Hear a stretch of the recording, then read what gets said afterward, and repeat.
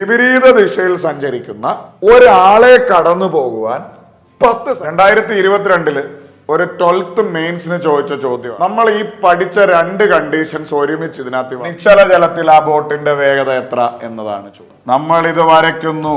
എല്ലാവർക്കും നമസ്കാരം. എൻ്റെ പേര് ജെറിൻ. നിങ്ങളെ ഏവരെയും ട്രിക്ടേണിന്റെ പുതിയൊരു ക്ലാസ്സിലേക്ക് സ്വാഗതം ചെയ്യുന്നു. ഇനി വരാൻ പോകുന്ന LDC LPUP പരീക്ഷകൾക്ക് ഫോക്കസ് ചെയ്ത് പഠിക്കുന്ന എല്ലാവർക്കും വേണ്ടിയിട്ടുള്ള ഒരു റിവിഷൻ ക്ലാസ് ആണ് ഇത്. ഇന്നത്തെ ക്ലാസ്സിൽ നമ്മൾ എന്താണ് ചെയ്യാൻ ഉദ്ദേശിക്കുന്നതെന്ന് വെച്ചാൽ, ട്രെയിൻ എന്ന് പറയുന്ന ടോപ്പിക്കിന്റെ കീഴിലും ബോട്ട് ആൻഡ് സ്ട്രീം എന്ന് പറയുന്ന ടോപ്പിക്കിന്റെ കീഴിലും വരുന്ന ചോദ്യങ്ങളുടെ ഒരു റിവിഷനാണ് നമ്മൾ ഉദ്ദേശിക്കുന്നത്. നിങ്ങൾക്ക് എല്ലാവർക്കും അറിയാം, ഈ 2 പരീക്ഷയ്ക്കുമുള്ള ഒരു പൊതു ടോപ്പിക്കാണ് സമയവും ദൂരവും. സമയവും ദൂരവും എന്ന് പറയുന്ന ടോപ്പിക്കിന്റെ കീഴിൽ വരുന്ന 2 ഭാഗങ്ങളാണ് ട്രെയിനും ബോട്ട് ആൻഡ് സ്ട്രീമും. അപ്പോൾ ട്രെയിനിന്റെയും ബോട്ട് ആൻഡ് സ്ട്രീമിന്റെയും മുഴുവൻ പ്രീവിയസ് ക്വസ്റ്റ്യൻസും, അതായത് 2016 മുതൽ LPUP പരീക്ഷകൾക്ക് ചോദിച്ചിട്ടുള്ള മുഴുവൻ ചോദ്യങ്ങളും, അതുപോലെ തന്നെ 2021 മുതൽ 10th ലെവൽ 12th ലെവൽ പരീക്ഷകൾക്ക് ചോദിച്ചിട്ടുള്ള മുഴുവൻ ചോദ്യങ്ങളും നമ്മൾ ഈ ഒരു ക്ലാസ്സിൽ ഡിസ്കസ് ചെയ്യും, പഠിക്കും. അപ്പോൾ ട്രെയിനും ബോട്ട് ആൻഡ് സ്ട്രീമും തുടങ്ങുന്നതിന് മുമ്പ് ഒരു ഇച്ചിരി സമയമെടുത്ത് ഞാൻ അതിന്റെ ബേസിക്സ് ജസ്റ്റ് ഒന്ന് പറഞ്ഞു പോയിട്ടുണ്ട്.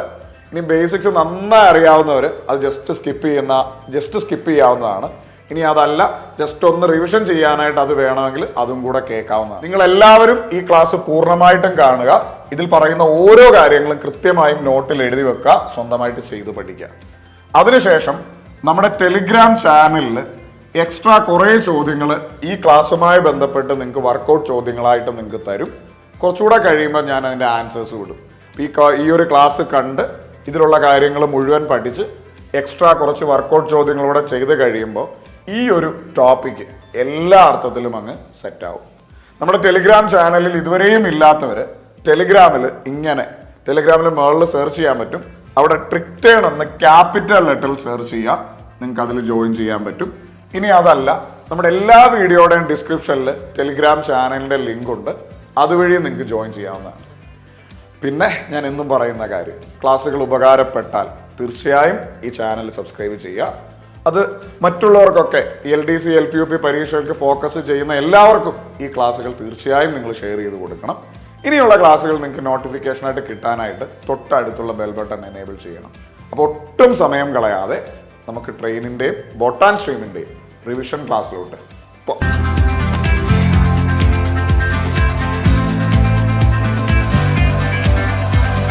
മക്കളെ, ട്രെയിനിന്റെ ചോദ്യങ്ങളിലേക്ക് പോകുന്നതിന് മുമ്പ് കുറച്ച് കാര്യങ്ങൾ ഞാനൊന്ന് പറയാൻ, ശ്രദ്ധയോടെ കേൾക്കാം, പെട്ടെന്ന് പറയാം. നിങ്ങൾക്കൊക്കെ അറിയാവുന്ന കാര്യം തന്നെയാണ്, ടൈം ആൻഡ് ഡിസ്റ്റൻസിലെ 3 കാര്യങ്ങളൊക്കെ തന്നെയാണ് ഇവിടെയും വരുന്നത്.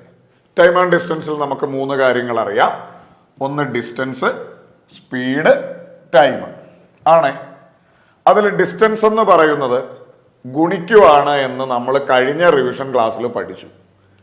എപ്പോഴും ദൂരം കാണാൻ, ഡിസ്റ്റൻസ് കാണാൻ സ്പീഡും ടൈമും കൂടെ ഗുണിക്കണം. DTS എന്ന് ഓർത്താലും മതി. ഒരുപാട് ദൂരം പോകാനുണ്ട് എന്നാലോചിച്ചാലും മനസ്സിലാവും, ഒരുപാടെന്ന് പറയുമ്പോൾ വലിയൊരു സംഖ്യ വേണം, ഗുണിക്കണം. അപ്പൊ ഡിസ്റ്റൻസ് കാണാൻ സ്പീഡും ടൈമും കൂടെ ഗുണിക്കണം. ഇനി ടൈം കാണാൻ മക്കളെ ഡിസ്റ്റൻസിനെ സ്പീഡ് കൊണ്ട് ഹരിക്കണം. ഇനി സ്പീഡ് കാണാൻ ഡിസ്റ്റൻസിനെ ടൈം കൊണ്ട് ഹരിക്കണം. ഇത്രയും നിങ്ങൾക്ക് ഓക്കെ ആണെന്ന് കരുതുന്നു. മലയാളത്തിൽ പറഞ്ഞാൽ, ദൂരം കാണാൻ വേഗതയും സമയം കൂടെ ഗുണിക്കുക, സമയം കാണാൻ ദൂരത്തെ വേഗത കൊണ്ട് ഹരിക്കുക, വേഗത കാണാൻ ദൂരത്തെ സമയം കൊണ്ട് ഹരിക്കുക. ഇത് മറന്നു പോകാതിരിക്കാൻ വേണ്ടിയിട്ട് ഞാൻ ഒന്നുകൂടെ പറയുന്നു, ഇവിടെ ദൂരം എന്ന് പറയുന്ന സാധനം മാത്രം ഗുണിക്കുക, സ്പീഡ് ഇൻറ്റു ടൈം. ബാക്കി 2 എണ്ണം ഹരിക്കുകയാണ്. ഹരിക്കുന്നതിന്റെ മുകളിൽ ദൂരമായിരിക്കും. സമയം കാണാൻ ദൂരം ഡിവൈഡഡ് ബൈ വേഗത, വേഗത കാണാൻ ദൂരം ഡിവൈഡഡ് ബൈ സമയം. അതായത് സ്പീഡ് കാണാൻ സമയം, ടൈം കാണാൻ distance divided by speed, speed കാണാൻ ഡിസ്റ്റൻസ് ഡിവൈഡഡ് ബൈ ടൈം. ഇത്രയും നിങ്ങൾക്ക് അറിയാം എന്ന് കരുതുന്നു. കഴിഞ്ഞ ക്ലാസ്സിലും നമ്മൾ പറഞ്ഞതാണ്, ഇത്രയും പക്കയായിട്ട് ഓക്കെയാണ് എന്ന് വിശ്വസിക്കുന്നു. ഇനി മക്കളെ, ഈ ട്രെയിനിന്റെ പ്രോബ്ലങ്ങൾ ചെയ്യുന്നതിന് ഒരു യൂണിറ്റ് ഉണ്ട്. ആ യൂണിറ്റും കൂടെ ഞാനൊന്ന് പറയുകയാണ്. മക്കളെ, ട്രെയിനിന്റെ പ്രോബ്ലങ്ങളിലെല്ലാം നമ്മൾ യൂസ് ചെയ്യുന്ന unit metre second, metre per second ആയിരിക്കും. ഒരു 99% ട്രെയിൻ ബേസ് ചെയ്ത്, തീവണ്ടിയെ ബേസ് ചെയ്ത് നമ്മൾ ചെയ്യുന്ന ചോദ്യങ്ങളിലും അവിടെ നമ്മൾ യൂസ് ചെയ്യുന്ന unit metre second, metre per second ആയിരിക്കും. ദൂരം മീറ്ററിലായിരിക്കണം, അല്ലേ നമ്മൾ മാറ്റണം. സെക്കൻഡ്, സമയം സെക്കൻഡിലായിരിക്കണം, അല്ലേ നമ്മൾ മാറ്റണം.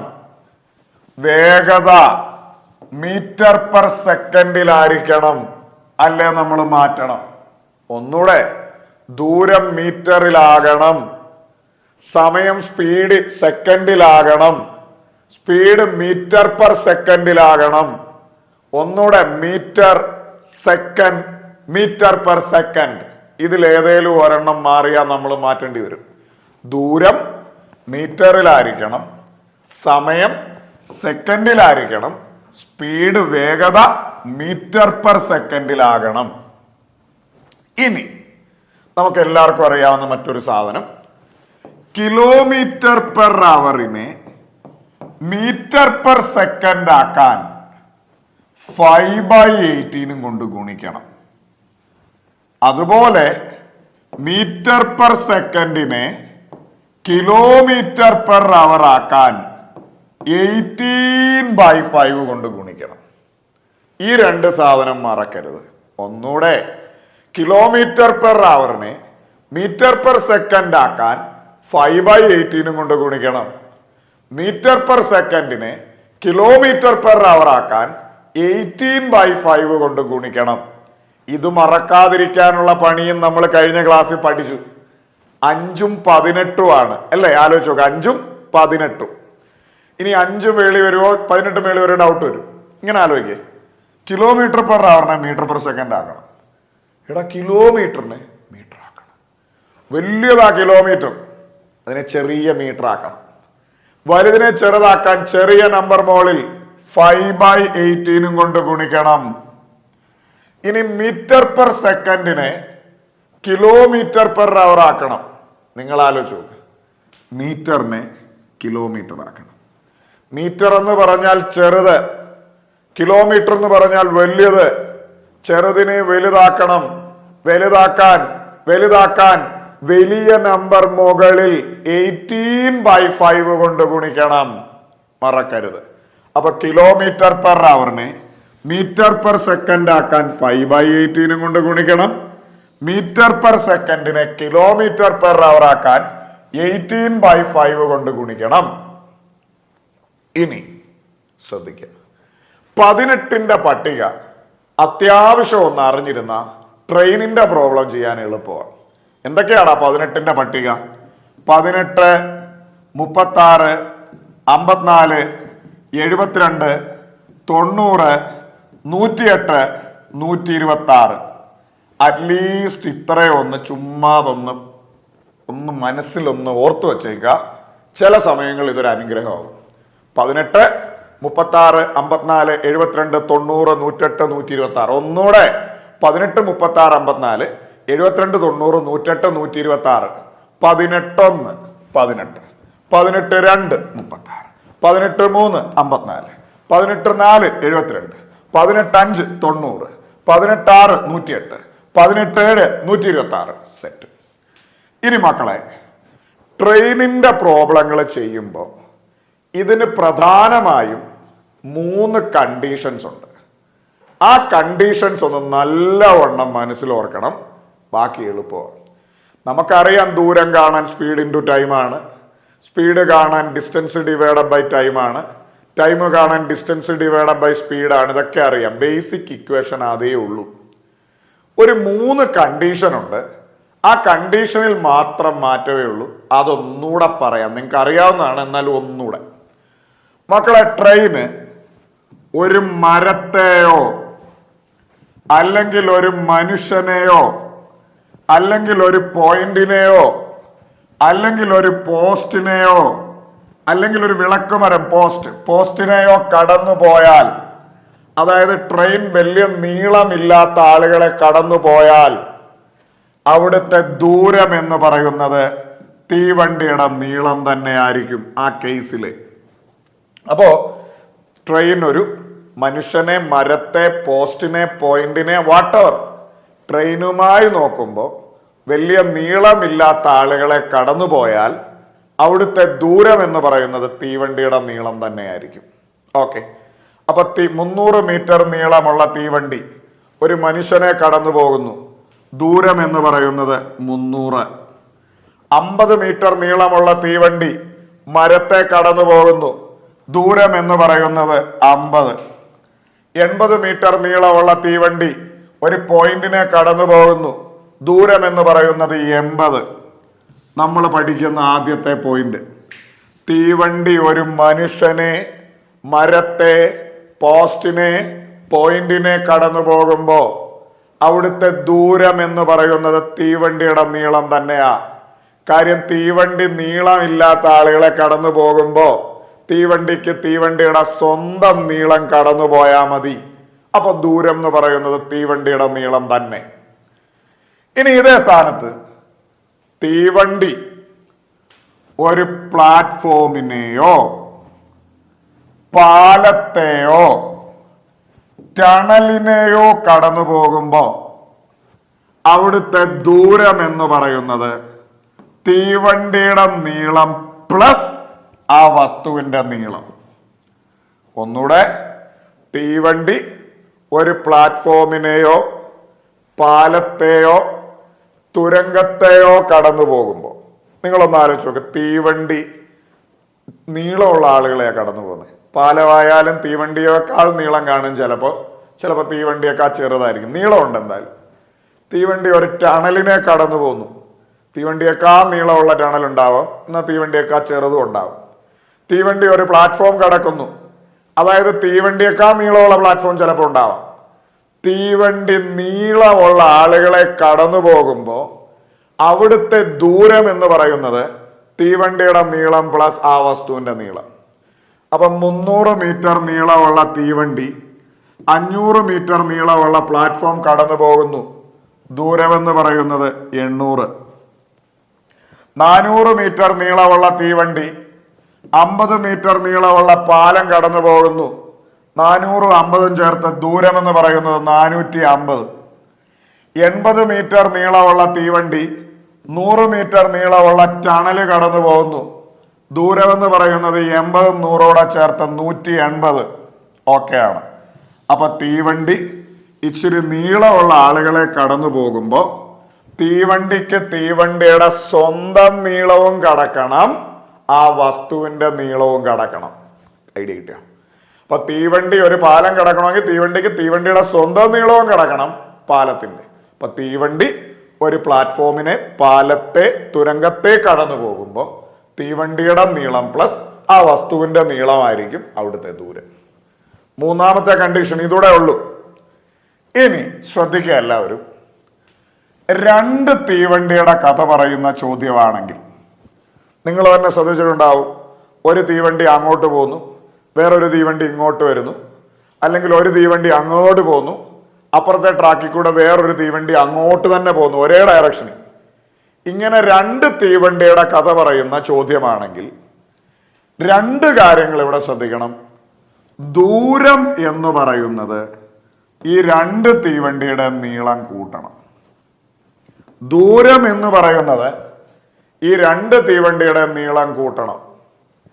ഇനി മക്കളെ, 2 തീവണ്ടിയുടെ കഥ പറയുമ്പോൾ അവർക്ക് 2 പേർക്കും വേഗത ഉണ്ടാവും. ഏത് വേഗത കൊടുക്കുമെന്നൊരു ഡൗട്ടുണ്ട്. അവിടെ നമ്മൾ റിലേറ്റീവ് സ്പീഡ് കൊടുക്കണം. അതായത് ഇതുവരെ നമ്മൾ കണ്ട തീവണ്ടി മനുഷ്യനെ കടന്നു പോയാലും തീവണ്ടി പ്ലാറ്റ്ഫോമിനെ കടന്നു പോയാലും അവിടെ ദൂരത്തിൽ മാത്രമേ മാറ്റുള്ളൂ. 2 തീവണ്ടി വരുമ്പോൾ ദൂരത്തിലും ഉണ്ട്, വേഗതയിലും ഉണ്ട്.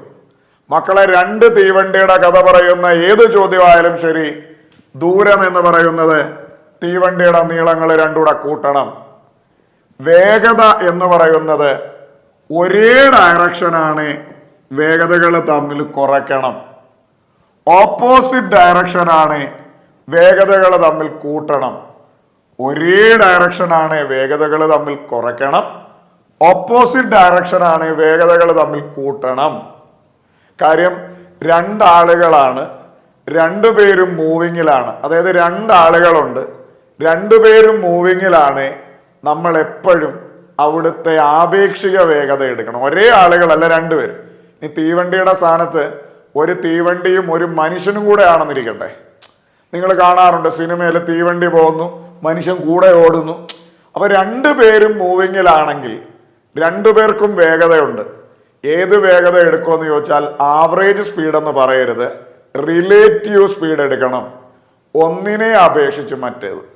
ആവറേജ് സ്പീഡ് എന്ന് പറയുന്ന സാധനം എപ്പോഴും ഒരാൾ തന്നെ പോകുമ്പോഴാ ശരാശരി എടുക്കുന്നത്. നിങ്ങളൊന്ന് ആലോചിച്ച് നോക്ക്. രാമു വീട്ടിൽ നിന്ന് കടയിൽ നിന്ന്, ആ കടയിൽ നിന്ന് രാമു ഇങ്ങോട്ട് ഒരാൾ തന്നെയാ പോകുന്നത്. ആലോചിച്ച് നോക്ക്.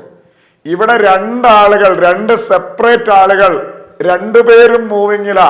അപ്പൊ ഒന്നിനെ അപേക്ഷിച്ച് മറ്റവനുള്ള അല്ലെങ്കിൽ അവിടെ അനുഭവപ്പെടുന്ന വേഗത. അപ്പൊ വേഗത എന്ന് പറയുന്നത് ഒരേ ഡയറക്ഷനാണ്, സ്പീഡ് രണ്ടുകൂടെ കുറയ്ക്കണം. ഓപ്പോസിറ്റ് ഡയറക്ഷനാണ്, സ്പീഡ് രണ്ടുകൂടെ കൂട്ടണം. മക്കളെ ഓപ്പോ പ്ലസ് എന്ന് ഓർത്താ മതി.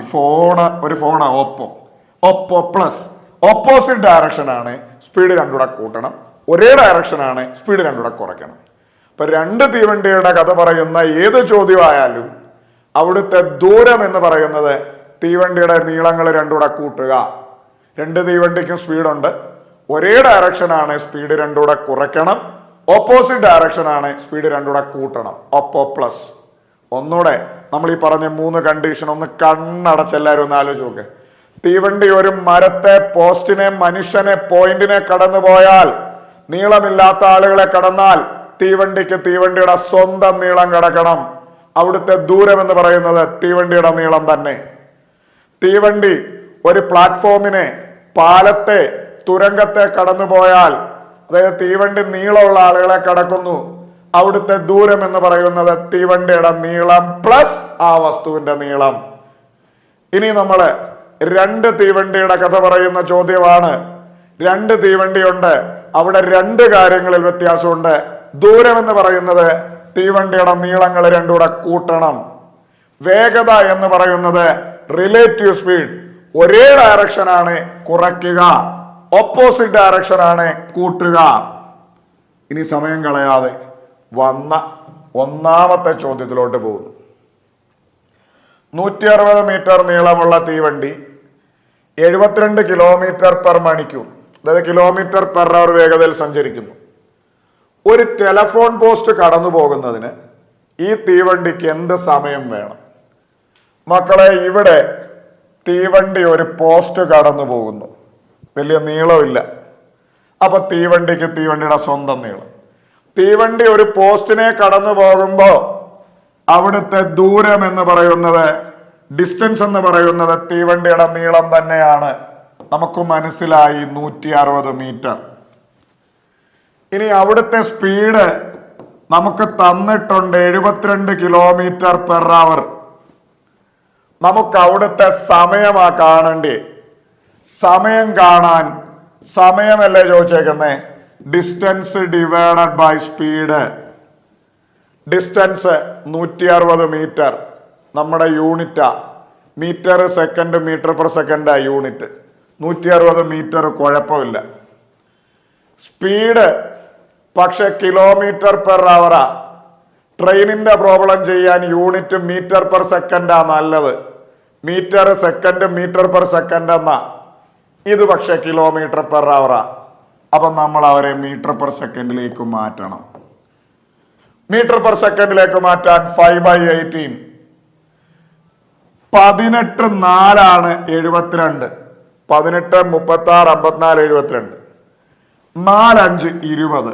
നമുക്ക് മനസ്സിലായി 20 മീറ്റർ പെർ സെക്കൻഡ്. അപ്പൊ ദൂരം 160 മീറ്റർ ആണ്, സ്പീഡ് 20 മീറ്റർ പെർ സെക്കൻഡ് ആണ്. അങ്ങനെയാണ് സമയം കാണാൻ ദൂരമായ 160 സ്പീഡായ 20, ഈ പൂജ്യോടെ പോയി 16/2.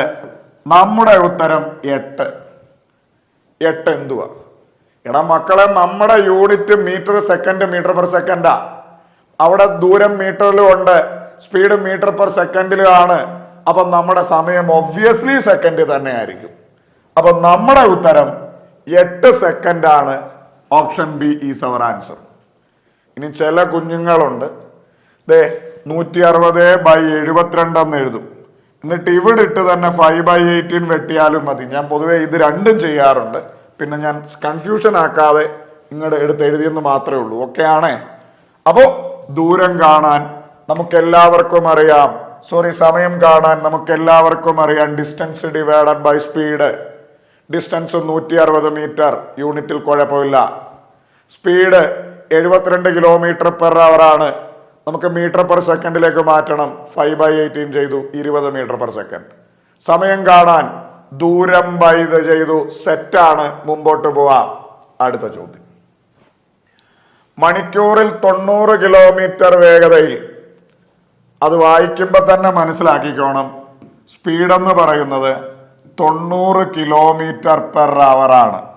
കാര്യം മണിക്കൂറിൽ 90 കിലോമീറ്റർ എന്ന് പറഞ്ഞാൽ അതിന്റെ അർത്ഥം km/h എന്നാണ്. 90 കിലോമീറ്റർ വേഗതയിൽ ഓടുന്ന 225 മീറ്റർ നീളമുള്ള തീവണ്ടിക്ക് ഒരു ടെലഫോൺ പോസ്റ്റ് കടന്നു പോകാൻ എത്ര സമയം? 2022 ഒരു LPSA ആണ് സാധനം. അപ്പോഴേ മനസ്സിലോർക്കണം, എടാ തീവണ്ടി ഒരു പോസ്റ്റിനെ കടന്നു പോകുന്നു, അവിടുത്തെ ദൂരം എന്ന് പറയുന്നത് തീവണ്ടിയുടെ നീളം തന്നെയാണ്. തീവണ്ടിയുടെ നീളം 225 മീറ്റർ. നമുക്ക് സമയമാ വേണ്ടിയത്. സമയം കാണാൻ നമുക്ക് എല്ലാവർക്കും അറിയാം, distance divided by speed. Distance 225 metre ആ, കുഴപ്പമില്ല യൂണിറ്റ്. പക്ഷെ ഇത് km/h ആ സ്പീഡ്. മീറ്റർ പെർ സെക്കൻഡ് ആക്കാൻ നമ്മൾ 5/18 കൊണ്ട് മൾട്ടിപ്ലൈ ചെയ്യണം. 18 ആണ് 90. 18, 36, 54, 72, 90. 18ന്റെ പട്ടിക നിങ്ങളെ കൊണ്ട് പഠിപ്പിച്ചതിന്റെ കാര്യം മനസ്സിലായോ? വെട്ടൽ എളുപ്പമായിരിക്കും. 5, 5, 25 മീറ്റർ പെർ സെക്കൻഡ് എന്ന് പറയാം. അപ്പൊ ഇവിടുത്തെ ദൂരം 225 മീറ്റർ. ഇപ്പൊ കുഴപ്പമില്ല. ഇവിടുത്തെ സ്പീഡ് 25 മീറ്റർ പെർ സെക്കൻഡ്. കുഴപ്പമില്ല. 225നെ 25 കൊണ്ട് ഭാഗിച്ച് നമ്മുടെ ഉത്തരം 9 സെക്കൻഡ് ആണ്. സെറ്റാണ്. ഓപ്ഷൻ സി ആണ്. മുമ്പോട്ട് പോവാം. അടുത്ത ചോദ്യം. 225 മീറ്റർ നീളമുള്ള തീവണ്ടി മണിക്കൂറിൽ 54 കിലോമീറ്റർ വേഗതയിൽ സഞ്ചരിക്കുന്നു. മണിക്കൂറിൽ 54 എന്ന് പറഞ്ഞാൽ 54 km/h. പാതവക്കിലെ ഒരു പോസ്റ്റിനെ തരണം ചെയ്യാൻ എത്ര സമയമെടുക്കും? 2024 LGS മെയിൻസ്, യൂണിവേഴ്സിറ്റി LGS. അപ്പൊ എന്ത് ചെയ്യും? എടാ തീവണ്ടി ഒരു പോസ്റ്റിനെ കടന്നു പോകുന്നു. തീവണ്ടി ഒരു പോസ്റ്റിനെ കടന്നു പോകുമ്പോൾ അവിടുത്തെ ദൂരം എന്ന് പറയുന്നത് തീവണ്ടിയുടെ നീളം തന്നെ 225 മീറ്റർ. ഇനി അവിടുത്തെ സ്പീഡ് ക്വസ്റ്റിന് തന്നു 54 km/h. മണിക്കൂറിൽ 54. നമ്മുടെ യൂണിറ്റ് മീറ്റർ പെർ സെക്കൻഡാ. Metre per second. നമ്മൾ അതിനെ മീറ്റർ പെർ സെക്കൻഡ് ആക്കാൻ 5/18 കൊണ്ട് ഗുണിച്ചു. 18, 3 ആണ് 54. I3 15 മീറ്റർ പെർ സെക്കൻഡ് എന്ന് കിട്ടി. ദൂരം 225 മീറ്റർ. കുഴപ്പമില്ല. Speed 15 metre per second. കുഴപ്പമില്ല. സമയം കാണണം.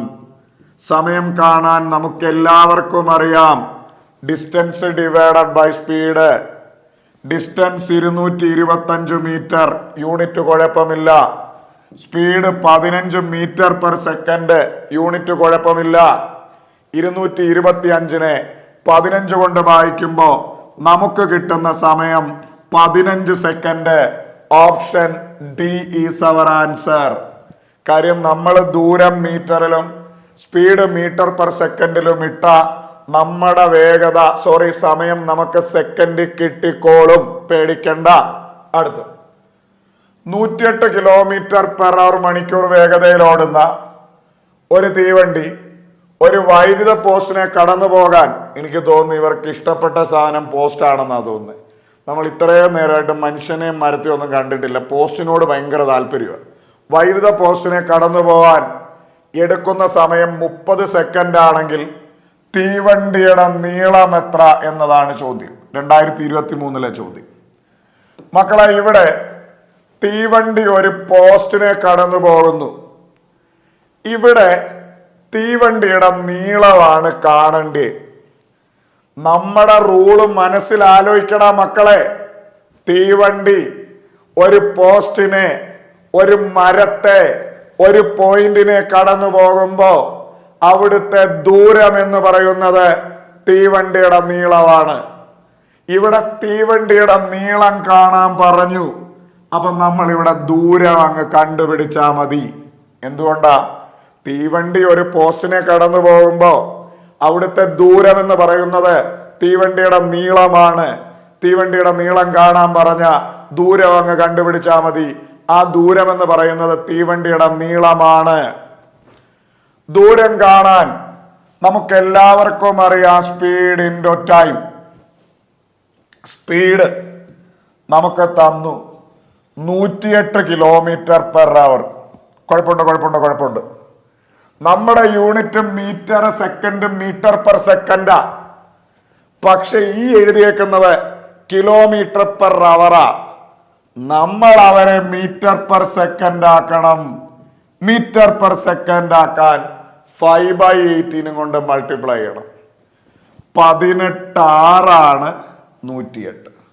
18 36 54 72 90 108 6 5 30. അപ്പൊ നമുക്ക് മനസ്സിലായി സ്പീഡ് മീറ്റർ പെർ സെക്കൻഡിൽ വന്നു 30. ഇനി നമുക്കിവിടെ സമയം തന്നു 30 സെക്കൻഡ്. നമുക്ക് തീവണ്ടിയുടെ നീളം കാണണം. എടാ, തീവണ്ടി പോസ്റ്റിനെ കടന്നു പോയതാ. ഇവിടുത്തെ ദൂരം എന്ന് പറയുന്നത് തീവണ്ടിയുടെ നീളം തന്നെയാ. അപ്പൊ തീവണ്ടിയുടെ നീളം കാണാൻ ദൂരം കണ്ടാ മതി. ദൂരം speed into time. Speed 30 metre per second, time 30 second. 30 ഗുണം 30 നമുക്ക് പറയാം 900 മീറ്റർ ആണ് തീവണ്ടിയുടെ നീളം.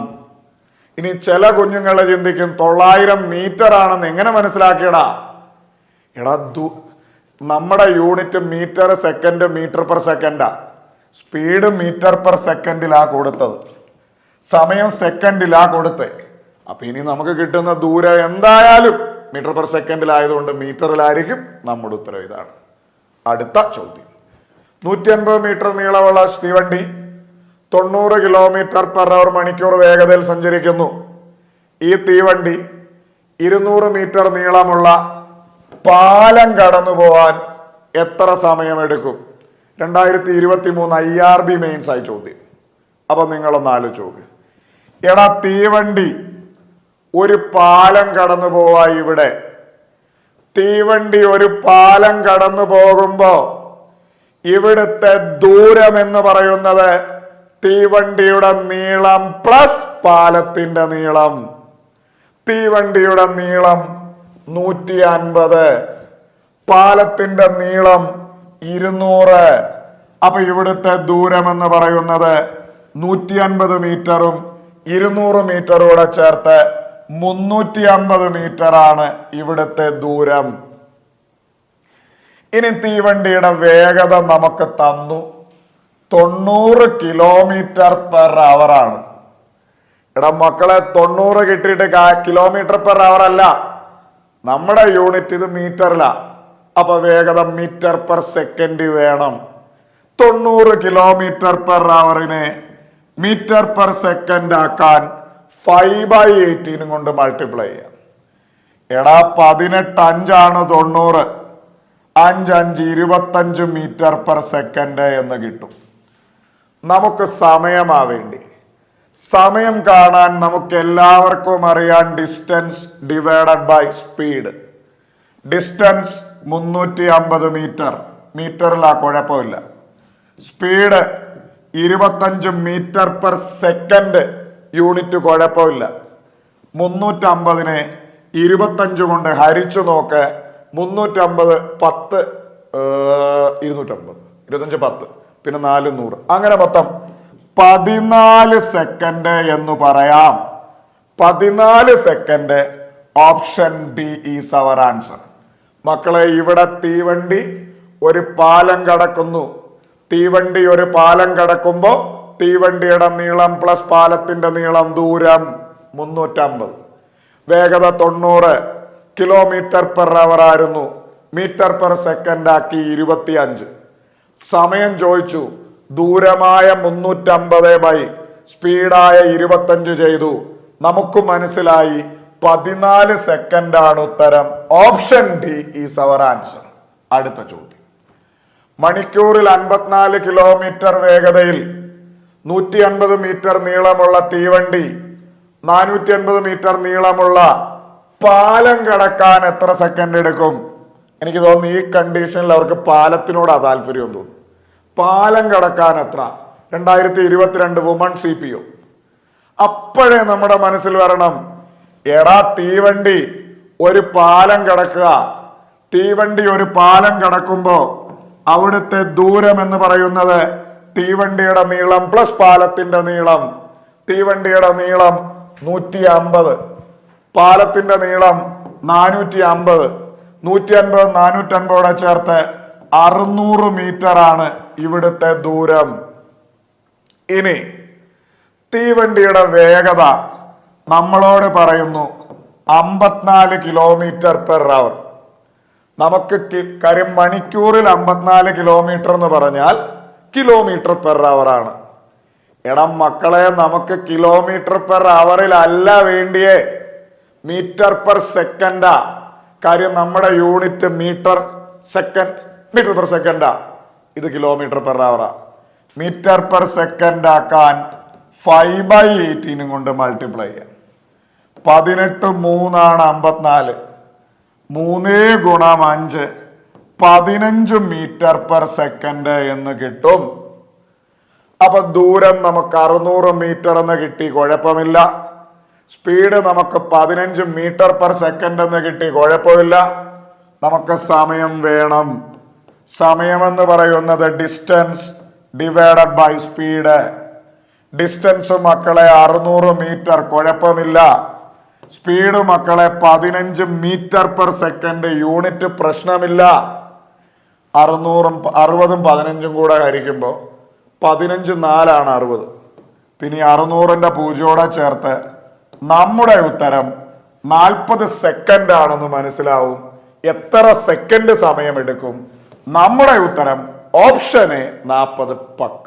125 മീറ്റർ നീളമുള്ള തീവണ്ടി 90 km/h വേഗതയിൽ സഞ്ചരിക്കുന്നു. ഈ തീവണ്ടി 275 മീറ്റർ നീളമുള്ള പാലം കടന്നു പോവാൻ എത്ര സമയമെടുക്കും എന്നതാണ് ചോദ്യം. മക്കളെ, തീവണ്ടി ഒരു പാലം കടക്കുന്നു. 2022 UPSC. തീവണ്ടി ഒരു പാലം കടക്കുമ്പോൾ അവിടുത്തെ ദൂരം എന്ന് പറയുന്നത് തീവണ്ടിയുടെ നീളം പ്ലസ് ആ വസ്തുവിന്റെ നീളം. തീവണ്ടിയുടെ നീളം 125, പാലത്തിന്റെ നീളം 275.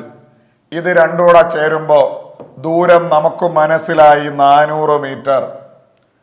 ഇനി അവിടുത്തെ വേഗത 90 km/h, 90 km/h ആണെന്ന് പറഞ്ഞു. നമുക്ക് m/s വേഗത വേണ്ടിയേ. അപ്പൊ m/s മാറ്റാൻ 5/18 കൊണ്ട് ഗുണിക്കണം. മക്കളെ, 18 5 90 ആണ്. നമുക്ക് 25 m/s വന്നു. ദൂരം മീറ്ററിലാണ്, സ്പീഡ് m/s.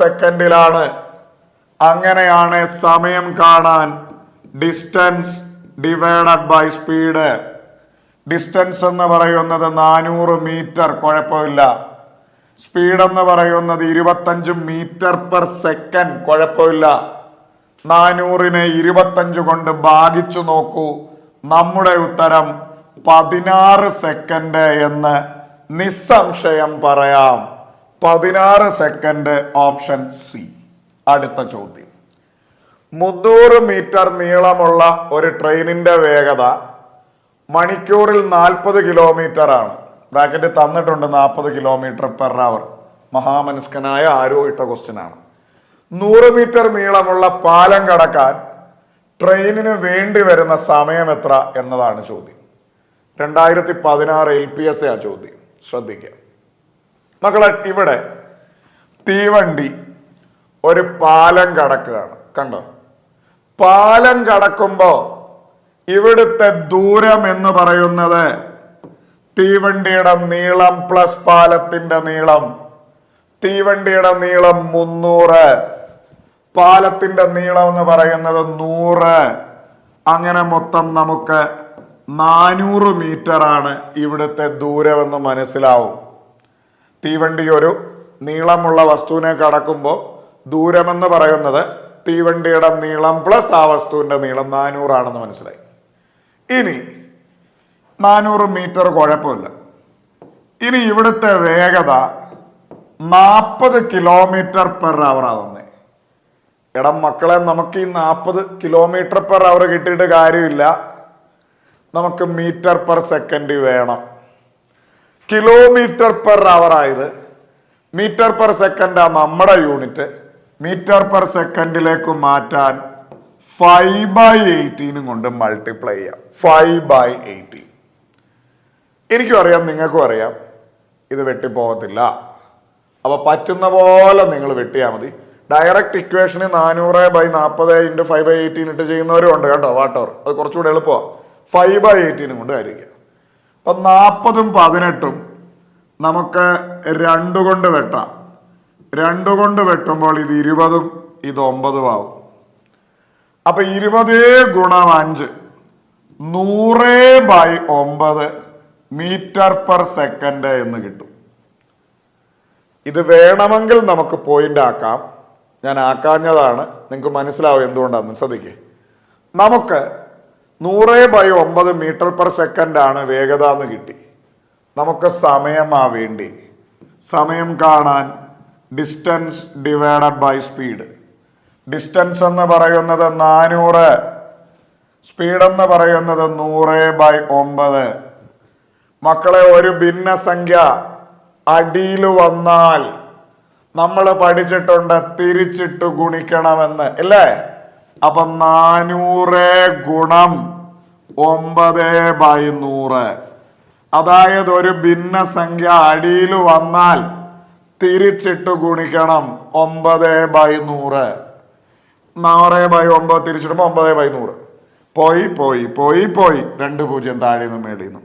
4 × 9 നമുക്ക് പറയാം 36 സെക്കൻഡ് ആണ് ഉത്തരം. ഞാൻ ഒന്നുകൂടെ പെട്ടെന്ന് പിടിക്കും. തീവണ്ടി ഒരു പാലം കടന്നു പോകുന്നു. അപ്പൊ ഇവിടുത്തെ ദൂരം എന്ന് പറയുന്നത് തീവണ്ടിയുടെ നീളവും പാലത്തിന്റെ നീളോടെ കൂട്ടണം. തീവണ്ടിയുടെ നീളം 300, പാലത്തിന്റെ നീളം 100. അപ്പൊ ദൂരം എന്ന് പറയുന്നത് 400 മീറ്റർ. ഇനി അവിടുത്തെ വേഗത 40 km/h തന്നത്. അവരെ m/s വേണം നമുക്ക്. m/s ആക്കാൻ 5/18 കൊണ്ട് ഗുണിക്കണം. 40ഉം 10. ഇവിടെ 400/40 × 5/18 എഴുതി വെട്ടിക്കളഞ്ഞാലും മതി കേട്ടോ. പിന്നെ ഞാൻ എല്ലാവർക്കും മനസ്സിലാവുന്ന രീതിയിൽ ചെയ്യുന്നതേ ഉള്ളൂ. 40ഉം 18ഉം നമുക്ക് 2 കൊണ്ട് ഹരിക്കാം. 40നെ 2 കൊണ്ട് ഹരിച്ചപ്പോൾ 20, 18നെ 2 കൊണ്ട് ഹരിച്ചപ്പോൾ 9. ഇനി വെട്ടാനില്ല. 20 × 5 100/9 m/s. മക്കളെ, നമുക്ക് സമയം വേണം. സമയം എന്ന് പറയുന്നത് distance divided by speed. Distance എന്ന് പറയുന്നത് 400. ഇനി അവിടുത്തെ സ്പീഡ് എന്ന് പറയുന്നത് 100/9. ഒരു ഭിന്നസംഖ്യ അടിയിൽ വന്നാൽ, അല്ലെ ഒരു ഭിന്നസംഖ്യ കൊണ്ടുള്ള ഹരണം എന്ന് പറഞ്ഞാൽ തിരിച്ചിട്ട് ഗുണിച്ചാ മതി. 400 × 9/100. പോയി പോയി പോയി പോയി 4 9 36 സെക്കൻഡ് എന്ന് പറയാം. Option C. അടുത്ത ചോദ്യത്തിലോട്ട് പോവാം. ഇതാണ് ചോദ്യം. 250 മീറ്റർ നീളമുള്ള ഒരു ട്രെയിൻ 150 മീറ്റർ നീളമുള്ള ഒരു പാലം കടക്കാൻ 30 സെക്കൻഡ് എടുത്താൽ അതിന്റെ വേഗത എത്ര എന്നതാണ് ചോദ്യം. 2022 10th മെയിൻസ്. ശ്രദ്ധിക്കുക, മകളെ ഇങ്ങോട്ട് നോക്കുക. തീവണ്ടി ഒരു പാലം കടക്കുന്നു. എൻ്റെ പൊന്നെ, പിന്നെയും പാലം. എത്ര പാലമാണ്! പാലത്തിന്റെ സ്ഥാനത്ത് പ്ലാറ്റ്ഫോം വരാം കേട്ടോ, പിന്നെ ഈ പറയുന്ന പോലെ തുരങ്കം വരാം കേട്ടോ. തീവണ്ടി നീളമുള്ള എല്ലാരെയും കടന്നു പോകുമ്പോഴും ഇത് തന്നെയാണ്. അപ്പൊ തീവണ്ടി ഒരു പാലം കടന്നു പോകുന്നു. തീവണ്ടി ഒരു പാലം കടന്നു പോകുമ്പോ അവിടുത്തെ ദൂരം എന്ന് പറയുന്നത് തീവണ്ടിയുടെ നീളം പ്ലസ് പാലത്തിന്റെ നീളം. അപ്പൊ ഇവിടുത്തെ ദൂരം തീവണ്ടിയുടെ നീളമായ 250 പാലത്തിന്റെ നീളമായ 150. 250 150 ചേർത്ത് 400 മീറ്റർ. ഇനി ഇവിടെ എടുത്ത സമയം നമ്മളോട് പറയുന്നു 30 സെക്കൻഡ്. ഇങ്ങോട്ട് നോക്കുക, നമുക്ക് വേഗതയാണ് വേണ്ടിയത്. യൂണിറ്റിൽ പ്രശ്നമൊന്നുമില്ല. 400 മീറ്റർ നമുക്ക് വേണ്ടിയത് മീറ്ററിൽ തന്നെയാണ്. Metre second, metre per second. സമയം 30 സെക്കൻഡ്, യൂണിറ്റ് പ്രശ്നമൊന്നുമില്ല. അപ്പൊ വേഗത, സ്പീഡ് കാണാൻ distance divided by time. Distance എന്ന് പറയുന്നത് 400, ടൈം എന്ന് പറയുന്നത് 30. ഇത് പോയി. ബാക്കി പോയിന്റ് ആകും എന്ന് എനിക്കറിയാം, നിങ്ങൾക്കും അറിയാം. ശ്രദ്ധിക്കുക മക്കളെ, 40/3 എന്ന് കിട്ടും. മക്കളെ, ഒരു കാര്യം പ്രത്യേകം ശ്രദ്ധിക്കണം. നമ്മൾ ഇപ്പൊ ഈ ചെയ്യുന്നത് വേഗതയാണ്. മനസ്സിലായോ? അപ്പോ ഇത് മീറ്ററിലും ഇത് സെക്കൻഡിലും ആയതുകൊണ്ട് നമ്മുടെ ഉത്തരം 40/3 മീറ്റർ പെർ സെക്കൻഡ് എന്ന്. കാര്യം ട്രെയിനിന്റെ യൂണിറ്റ് തന്നെ metre second, metre per second ഇങ്ങനെ പോകണമെന്നാണ്. അപ്പൊ നമുക്ക് 40/3 പോയിന്റ് ആക്കിയ 13.33 വരും. വാട്ടവർ, അതോടെ നിൽക്കട്ടെ. 40/3 മീറ്റർ പെർ സെക്കൻഡ് എന്ന് കിട്ടി. ഇതില് യാതൊരു വിധമായ തെറ്റുമില്ല. ഇനി ചില വളരെ റെയറായിട്ട് സ്പീഡ് മീറ്റർ പെർ സെക്കൻഡിൽ ഓപ്ഷനിൽ വരാറുണ്ട്. സ്പീഡ് ചോദിക്കുന്ന ചോദ്യത്തിൽ മാത്രം നിങ്ങൾ ഒന്ന് നോക്കിക്കോണം, കിലോമീറ്റർ പെർ അവറിലാണോ ഉത്തരം, മീറ്റർ പെർ സെക്കൻഡിലാണോ എന്ന്. കാര്യം രണ്ടിലും വരാറുണ്ട്. എന്താന്ന് ചോദിച്ചാൽ നമ്മൾ സാധാരണ വേഗത പറയുന്നത് മീറ്റർ പെർ സെക്കൻഡിലല്ല, ആണോ? നമ്മൾ ജനറലി ഇപ്പൊ ട്രെയിനിൽ പോയാലും, പ്ലെയിനിൽ പോയാലും, ബോട്ടിൽ പോയാലും, ബസ്സിൽ പോയാലും, കാറിൽ പോയാലും നമ്മൾ പറയുന്നത് എപ്പോഴും കിലോമീറ്റർ പെർ അവറിലാണ്.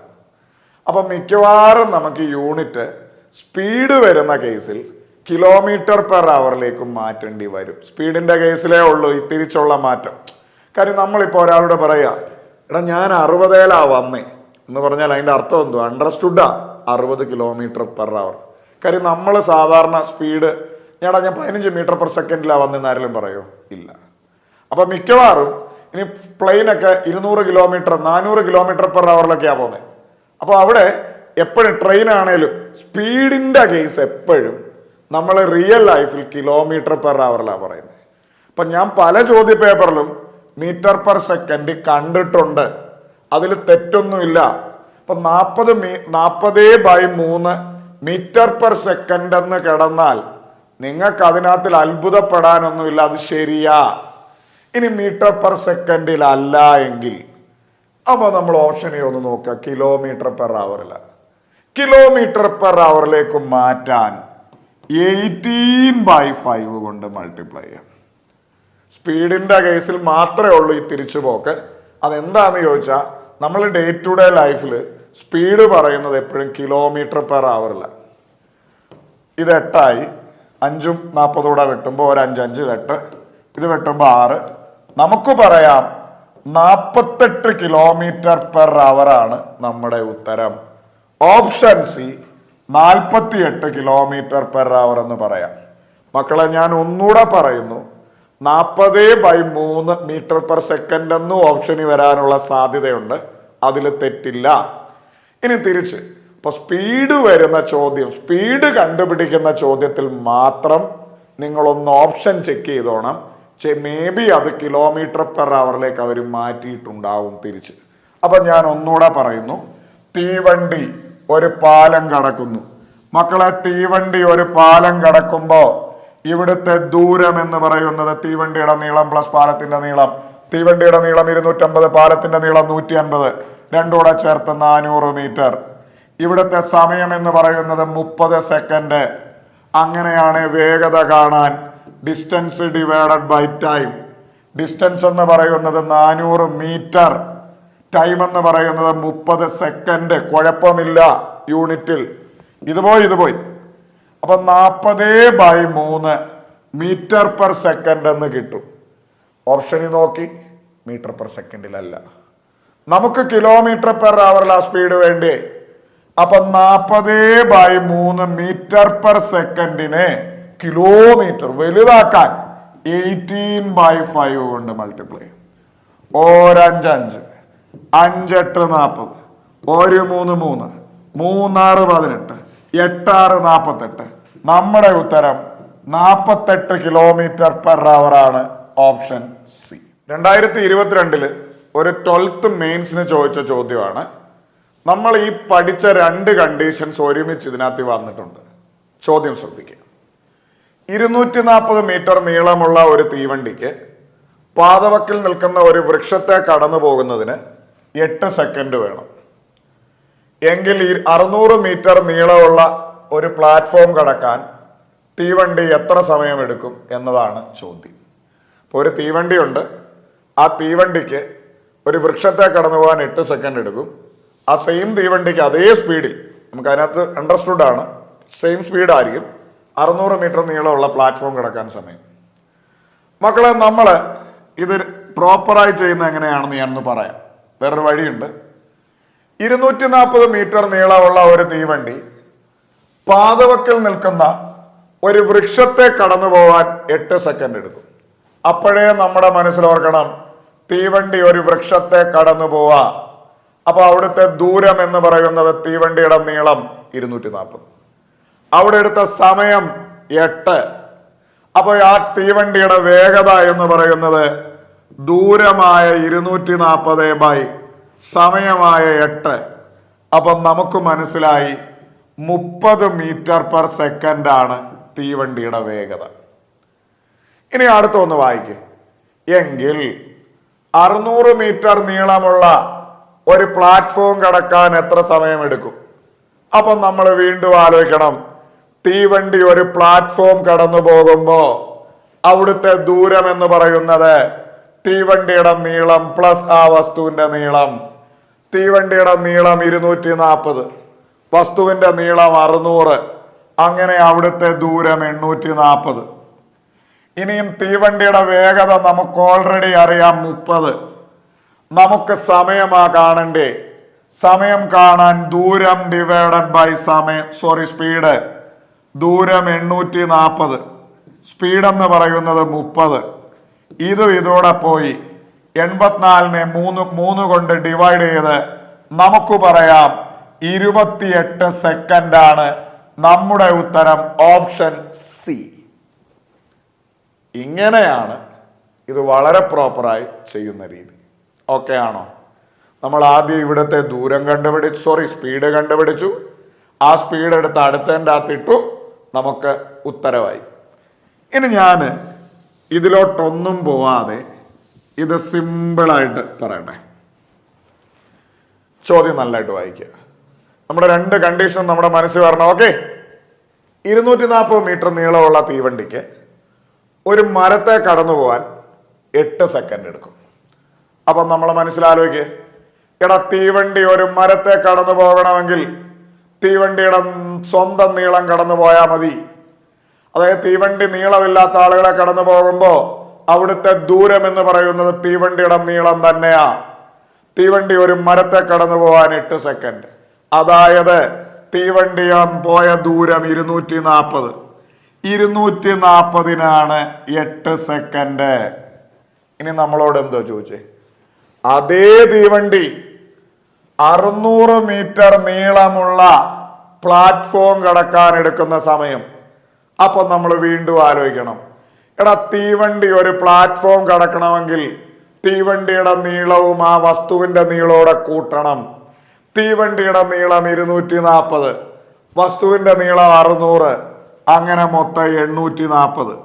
ആ 840 എത്ര എന്നതാണ് ചോദ്യം. ചോദ്യം സിമ്പിളായി ഇത്രേ ഉള്ളൂ. 240 8 സെക്കൻഡാണ്. 840 എത്ര? ഒന്നൂടെ, തീവണ്ടി ഒരു മരത്തെ കടന്നു പോവാൻ 8 സെക്കൻഡ് എടുക്കും. അപ്പോഴേ നമ്മൾ മനസ്സിലോർക്കണം, തീവണ്ടി ഒരു മരത്തെ കടന്നു പോകുമ്പോ തീവണ്ടി സഞ്ചരിച്ച ദൂരം എന്ന് പറയുന്നത് തീവണ്ടിയുടെ നീളം തന്നെയാണ്. മരവും മനുഷ്യനും പോയിന്റും ഒക്കെ അങ്ങനെയാ.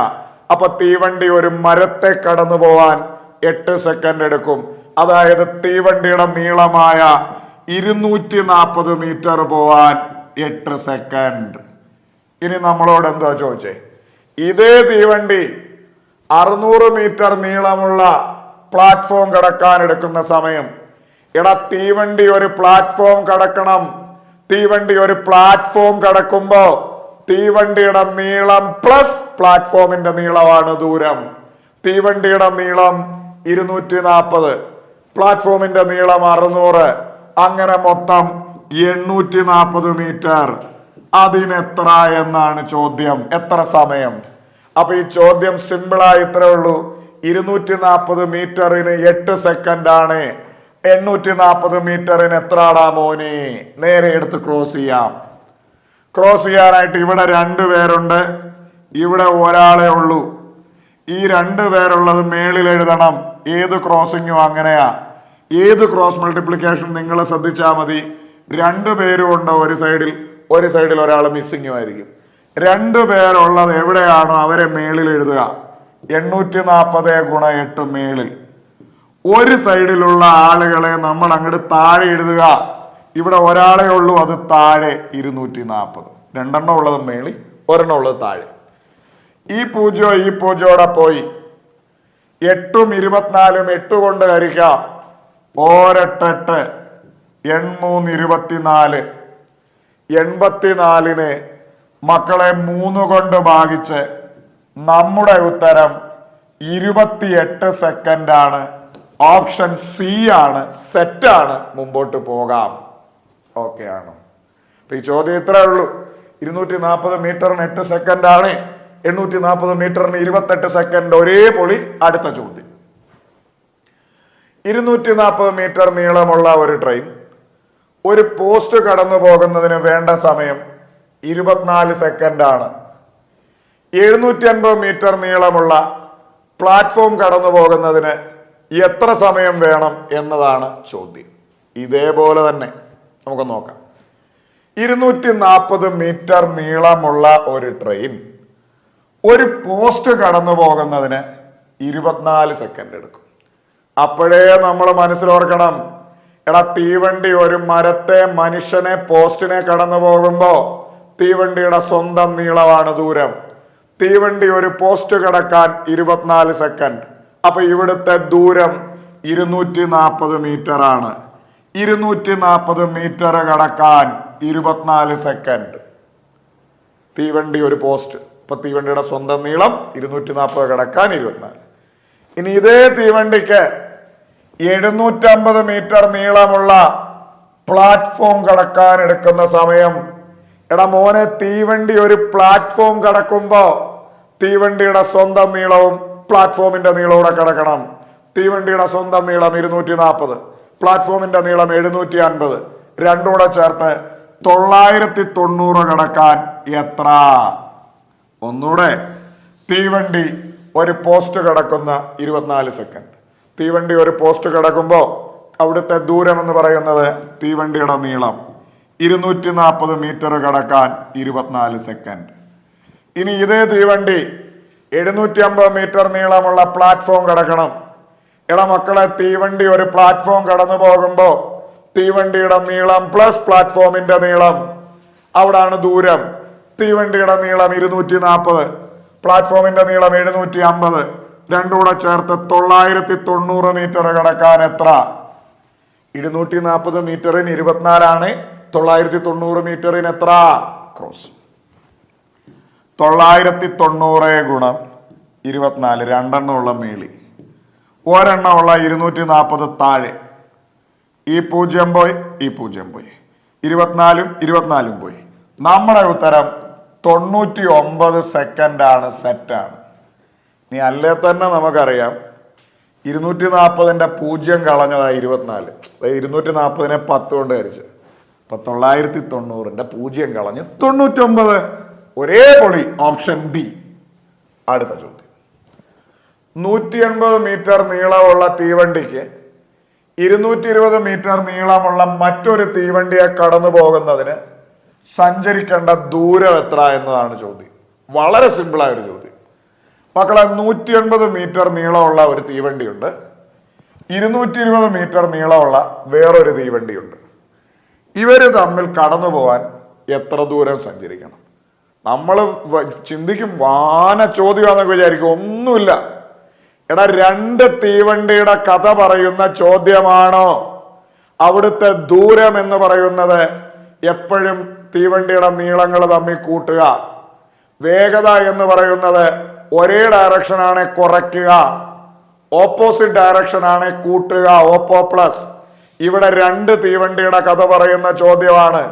അപ്പൊ അവിടുത്തെ ദൂരം, സഞ്ചരിക്കേണ്ട ദൂരം തീവണ്ടിയുടെ നീളങ്ങൾ തമ്മിൽ കൂട്ടുക. തീവണ്ടിയുടെ നീളം ഒരെണ്ണം 180, ഒരെണ്ണം 220. ഇത് രണ്ടും കൂടെ ചേർത്ത് 400 മീറ്റർ ആണ് എന്ന് നിസ്സംശയം നമുക്ക് പറയാം.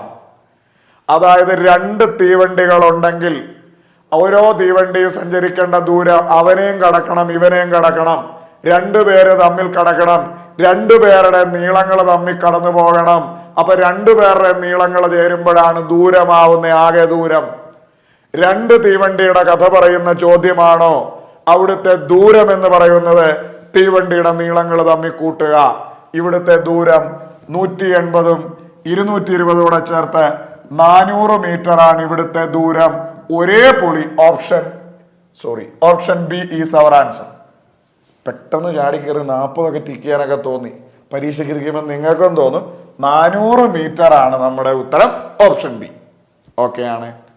അടുത്ത് 120 മീറ്റർ 180 മീറ്റർ നീളമുള്ള രണ്ട് തീവണ്ടികൾ വിപരീത ദിശയിൽ യഥാക്രമം 40 കിലോമീറ്റർ പെർ അവർ 32 കിലോമീറ്റർ പെർ അവർ വേഗതയിൽ സഞ്ചരിക്കുന്നു. അവർ പരസ്പരം കടന്നു പോകാൻ എടുക്കുന്ന സമയം. ഇവിടെ മക്കളെ രണ്ട് തീവണ്ടികളുണ്ട്. ഒന്നിന്റെ നീളം 120 മീറ്റർ, രണ്ടാമത്തവന്റെ നീളം 180 മീറ്റർ. ഈ രണ്ട് തീവണ്ടികൾ അപ്പുറവും ഇപ്പുറവും കൂടെയുള്ള ട്രാക്കിൽ ഒരേ ദിശയിലല്ല, വിപരീത ദിശയിൽ. അതായത് ഒരെണ്ണം അങ്ങോട്ടും ഒരെണ്ണം ഇങ്ങോട്ടും. ഒരെണ്ണം 40 കിലോമീറ്റർ പെർ അവർ വേഗതയിലും ഒരെണ്ണം 32 കിലോമീറ്റർ പെർ അവർ വേഗതയിലും സഞ്ചരിക്കുന്നു. ഇവര് തമ്മിൽ ഇങ്ങനെ കടന്നു പോകാൻ എത്ര സമയമെടുക്കും എന്നാണ് ചോദ്യം. ഒന്നുമില്ല മക്കളെ, രണ്ട് തീവണ്ടിയുടെ കഥ പറയുന്ന ചോദ്യമാണോ? അവിടുത്തെ ദൂരം എന്ന് പറയുന്നത് തീവണ്ടിയുടെ നീളങ്ങൾ തമ്മിൽ കൂട്ടുക. ഒരു തീവണ്ടിയുടെ നീളം 120, ഒരു തീവണ്ടിയുടെ നീളം 180. രണ്ടൂടെ കൂട്ടുമ്പോൾ നമുക്ക് പറയാം 300 metre. Metre second, metre per second എന്നാ യൂണിറ്റ്, അതുകൊണ്ട് കുഴപ്പമില്ല. ഇനി അവിടുത്തെ വേഗത എന്ന് പറയുമ്പോൾ ഈ രണ്ട് തീവണ്ടികളുടെ കഥ പറയുമ്പോൾ ഇവിടെ രണ്ട് തീവണ്ടികൾക്കും വേഗതയുണ്ട്. ഏത് വേഗത എടുക്കുന്നൊരു ഡൗട്ടുണ്ട് മക്കളെ. രണ്ടു പേരും മൂവിങ്ങിലാണ്. രണ്ട് സെപ്പറേറ്റ് ആളുകൾ രണ്ടുപേരും മൂവിങ്ങിലാണെങ്കിൽ നമ്മൾ അവിടെ ആപേക്ഷിക വേഗത, ഒന്നിനെ അപേക്ഷിച്ച് മറ്റൊരാൾക്ക് അനുഭവപ്പെടുന്ന വേഗത. മക്കളെ, രണ്ട് തീവണ്ടിയുടെ കഥ പറയുന്ന ചോദ്യമാണ്. വേഗത ഒരേ ഡയറക്ഷനാണ് കുറയ്ക്കുക, ഓപ്പോസിറ്റ് ഡയറക്ഷനാണ് കൂട്ടുക. ഇവിടെ ഓപ്പോസിറ്റ് ഡയറക്ഷനാണ്. സോ നമ്മൾ 40ഉം 32 കൂടെ കൂട്ടി 72 കിലോമീറ്റർ പെർ അവർ എന്ന് കിട്ടും. കുഴപ്പമുണ്ട്. എന്ത് കുഴപ്പം? നമ്മുടെ യൂണിറ്റ്, ട്രെയിനിന്റെ unit metre second, metre per സെക്കൻഡാ. ദൂരം മീറ്ററിലാവണം. സമയം സെക്കൻഡിലാവണം, സ്പീഡ് മീറ്റർ പെർ സെക്കൻഡിലാകണം. നിർഭാഗ്യവശാൽ ഇത് കിലോമീറ്റർ പെർ അവർ ആണ്. അവരെ മീറ്റർ പെർ സെക്കൻഡ് ആക്കാൻ 5/18 കൊണ്ട് മൾട്ടിപ്ലൈ ചെയ്യാം. 18, 36, 54, 72, 4 72, 4 5 20 മീറ്റർ പെർ സെക്കൻഡ് എന്ന് കിട്ടും. നമുക്ക് സമയമാവേണ്ടത്, സമയം എന്ന് പറയുന്നത് distance divided by speed. Distance മക്കളെ 300, സ്പീഡ് മക്കളെ 20, ദൂരം മീറ്ററിലാണ്, സ്പീഡ് മീറ്റർ പെർ സെക്കൻഡിലാ, കുഴപ്പമില്ല. 30നെ 2 കൊണ്ട് ഭാഗിച്ച് നമുക്ക് പറയാം 15 സെക്കൻഡാണ് ഉത്തരം. Option D is our answer. ഒന്നൂടെ 2 തീവണ്ടിയുടെ കഥ പറയുന്ന ചോദ്യമാ. അപ്പോൾ ഇവിടുത്തെ ദൂരം എന്ന് പറയുന്നത് തീവണ്ടിയുടെ നീളങ്ങൾ 2 കൂടെ കൂട്ടുക, 120 180 കൂട്ടി ഇവിടുത്തെ ദൂരം 300 മീറ്റർ. ഇനി ഇവിടുത്തെ സ്പീഡ് എന്ന് പറയുന്നത് 2 തീവണ്ടി ഉണ്ട്, 2 പേർക്ക് സ്പീഡ് കാണും. ഏത് സ്പീഡ് കൊടുക്കുമെന്ന് ചോദിച്ചാൽ ഒരേ ഡയറക്ഷനാണ്, സ്പീഡ് 2 കൂടെ കുറയ്ക്കുക. ഓപ്പോസിറ്റ് ഡയറക്ഷനാണ്, സ്പീഡ് 2 കൂടെ കൂട്ടുക. ഇവിടെ ഓപ്പോസിറ്റ് 40 32, സ്പീഡ് 2 കൂടെ കൂട്ടി 72. ഇത് കിലോമീറ്റർ പെർ അവറാ. നമുക്ക് മീറ്റർ പെർ സെക്കൻഡിലേക്ക് മാറ്റാൻ 5/18 കൊണ്ട് മൾട്ടിപ്ലൈ ചെയ്യാം. 18 4 72, 4 5 20, 20 മീറ്റർ പെർ സെക്കൻഡ് എന്ന് കിട്ടും. അപ്പം നമുക്ക് സമയമാവേണ്ടി, സമയം കാണാൻ distance divided by speed. Distance എന്ന് പറയുന്നത് 300 മീറ്റർ, കുഴപ്പമില്ല. സ്പീഡ് എന്ന് പറയുന്നത് 20 മീറ്റർ പെർ സെക്കൻഡ്, കുഴപ്പമില്ല. ഇത് വെട്ടി 30/2, നമ്മുടെ ഉത്തരം സിമ്പിൾ ആയിട്ട് കിട്ടും 15 സെക്കൻഡ്. Option D. മക്കളെ, അടുത്ത ചോദ്യം 2022 ഒരു 10th മെയിൻസിന് വന്ന ചോദ്യമാണ്. ഈ ചോദ്യത്തിൽ ഒരു ചെറിയ തിരുത്തുണ്ട്. നിങ്ങൾ ചോദ്യം നോട്ട് ചെയ്യുമ്പോൾ ആ തിരുത്തലും കൂടെ അതിൻ്റെ കൂട്ടത്തിൽ എഴുതണം, അല്ലെ 2 ആൻസറിനുള്ള സാധ്യതയുണ്ട്. അതുകൊണ്ട് 150 മീറ്റർ നീളമുള്ള ഒരു ട്രെയിൻ 2 കിലോമീറ്റർ പെർ മണിക്കൂർ വേഗതയിൽ വിപരീത ദിശയിൽ എന്ന് എഴുതണം കേട്ടോ. വിപരീത ദിശയിൽ സഞ്ചരിക്കുന്ന ഒരാളെ കടന്നു പോകുവാൻ 10 സെക്കൻഡ് എടുത്തു എങ്കിൽ ട്രെയിനിന്റെ വേഗത എത്ര? എങ്ങനുണ്ട്?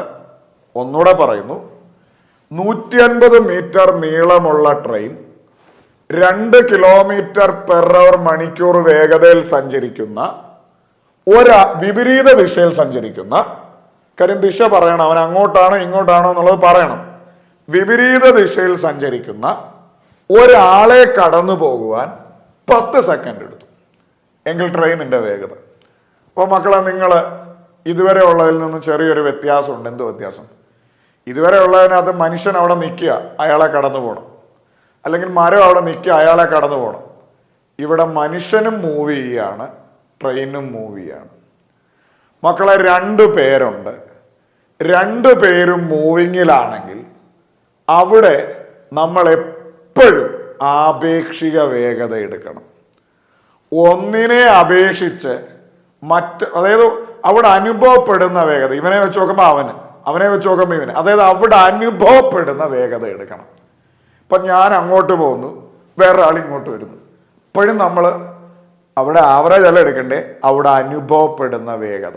ഇപ്പം ഇവിടെ നിങ്ങൾ നോക്കുക, ഇവിടെ എന്തുവാ, ട്രെയിന് 150 മീറ്റർ നീളമുള്ള ട്രെയിൻ 2 കിലോമീറ്റർ പെർ അവർ വേഗതയിൽ സഞ്ചരിക്കുന്ന ഒരാളെ കടന്നു പോകാൻ 10 സെക്കൻഡ് എടുത്തു. മക്കളെ, അവിടുത്തെ വേഗത, അതായത് ആ ഒരു കേസിൽ മൊത്തത്തിലുള്ള വേഗത എന്ന് പറയുന്നത് distance divided by time. Train ഒരു മനുഷ്യനെ കടന്നു പോവാ, അപ്പൊ എന്തായാലും മനുഷ്യന് വലിയ നീളമൊന്നുമില്ല. അപ്പൊ അവിടുത്തെ ദൂരം എന്ന് പറയുന്നത് 150 മീറ്ററാണ്. ഇനി അവിടെ എടുത്ത സമയം എന്ന് പറയുന്നത് 10. അപ്പൊ ഇത് വെട്ടിക്കളയുമ്പോൾ നമുക്ക് മനസ്സിലായി ഇത് മീറ്ററും സെക്കൻഡുമാണ്. 15 മീറ്റർ പെർ സെക്കൻഡാണ് ആ ഒരു കേസിൽ മൊത്തത്തിലുള്ള വേഗത, അതായത് അവിടെ അനുഭവപ്പെട്ട വേഗത. ഈ 15 മീറ്റർ പെർ സെക്കൻഡിനെ കിലോമീറ്റർ പെർ അവറിലേക്ക് മാറ്റുമ്പോൾ 18/5 കൊണ്ട് മൾട്ടിപ്ലൈ ചെയ്യാം. അപ്പൊ ഇത് പോയി 54 km/h ആണ് മക്കളെ അവിടെ അനുഭവപ്പെട്ട വേഗത എന്ന് പറയാം. അതെങ്ങനെയാ വന്നേ? എടാ ട്രെയിനെന്ന് മാത്രമല്ല ഏതൊരു വാഹനവും നീളം, അതായത് മൂവ് ചെയ്യുന്ന ആളുകളെ കടന്നു പോകുമ്പോൾ അവിടെ അനുഭവപ്പെടുന്ന വേഗതയാണ് റിലേറ്റീവ് സ്പീഡ് എന്ന് പറയുന്നു. ഓക്കെ ആണ്. ഇവിടെ ട്രെയിനും പോവാണ്, എതിർ ദിശയിൽ ഒരു മനുഷ്യനും പോവാണ്. അപ്പൊ ഇവിടെ രണ്ടുപേർക്കും വേഗതയുണ്ട്. നമ്മളൊരു ഓവറോൾ വേഗത കണ്ടുപിടിക്കും. ആ വേഗതയാണ് അവിടുത്തെ റിലേറ്റീവ് സ്പീഡ്, അവിടെ അനുഭവപ്പെട്ട, അവിടെ എവിടെയുള്ള വേഗത, രണ്ടുപേരെയും കമ്പയർ ചെയ്യുമ്പോൾ ഉള്ള വേഗത. ഇപ്പൊ തീവണ്ടി 150 മീറ്റർ നീളമുള്ള തീവണ്ടി 10 സെക്കൻഡ് കൊണ്ട് കടന്നുപോയി. അപ്പൊ അവിടെ അനുഭവപ്പെട്ട വേഗത, അല്ലെ അത്ര ഒരു കേസിലുള്ള വേഗത എന്ന് പറയുന്നത് ദൂരം ബൈ സമയമാണ്. തീവണ്ടി മനുഷ്യനെയല്ലേ കടക്കുന്നത്. അപ്പൊ അവിടുത്തെ ദൂരം, തീവണ്ടിയുടെ നീളം തന്നെ 150 മീറ്റർ, സമയം 10. അത് ചെയ്യുമ്പോൾ നമുക്ക് മനസ്സിലായി 15 മീറ്റർ/സെക്കൻഡ് ആണ്. അത് മാറുമ്പോൾ 54 km/h എന്ന് കിട്ടും. മക്കളെ, അവിടെ അനുഭവപ്പെട്ട വേഗത അല്ലെങ്കിൽ അവിടുത്തെ ഓവറോൾ വേഗത എന്ന് പറയുന്നത് 54 km/h.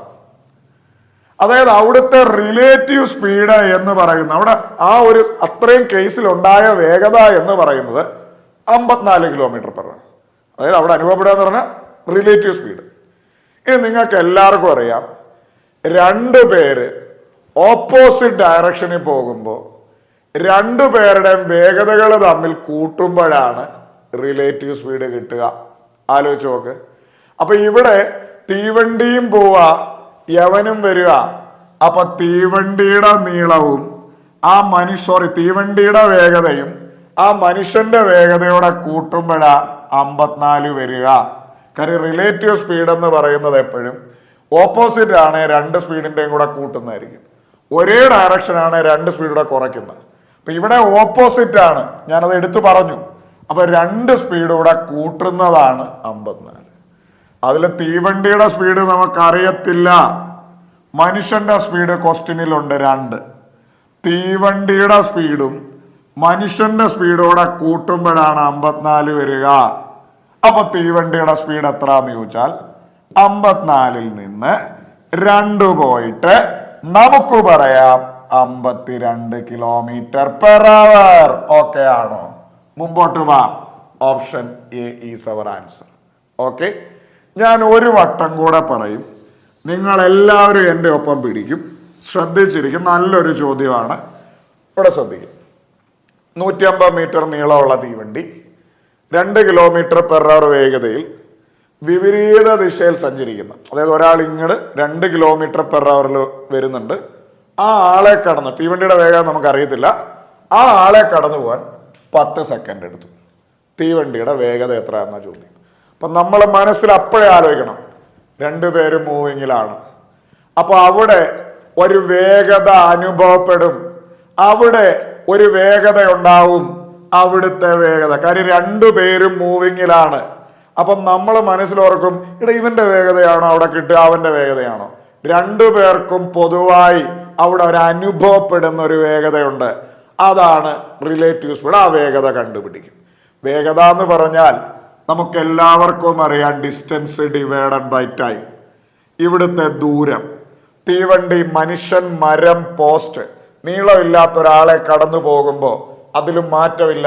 ദൂരം എന്ന് പറയുന്ന തീവണ്ടിയുടെ നീളം 150 മീറ്റർ. സമയമെന്ന് പറയുന്നത് 10 സെക്കൻഡ്, കുഴപ്പമില്ല. ഇത് മീറ്ററും ഇത് സെക്കൻഡും വെട്ടിപ്പോയി, നമുക്ക് കിട്ടും 15 മീറ്റർ/സെക്കൻഡ്. അവിടെ അനുഭവപ്പെടുന്ന വേഗത 15 മീറ്റർ/സെക്കൻഡാ.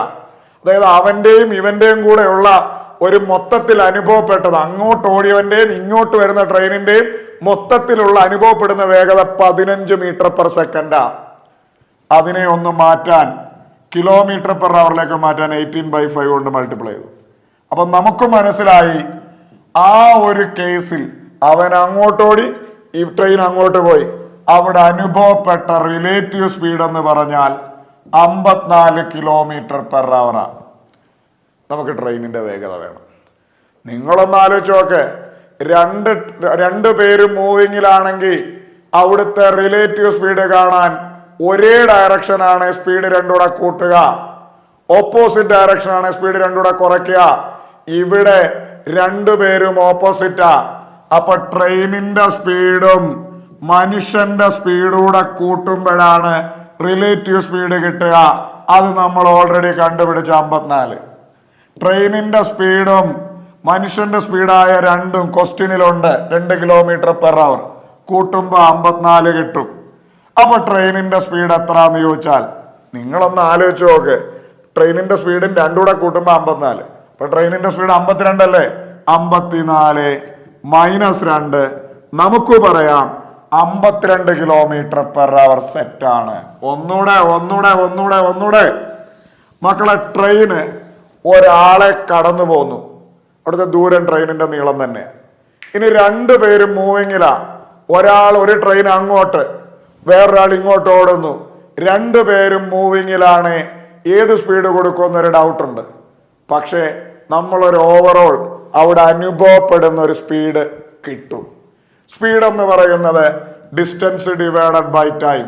ഡിസ്റ്റൻസ് 150, ടൈം 10, വെട്ടിക്കളയുമ്പോൾ 15 m/s എന്ന് കിട്ടും.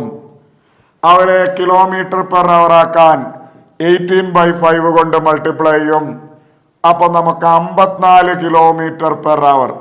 അതായത് ട്രെയിൻ അങ്ങോട്ട് പോയി, ഈ മനുഷ്യൻ ഇങ്ങോട്ട് വന്നു, അവിടെ അനുഭവപ്പെട്ട വേഗത 54.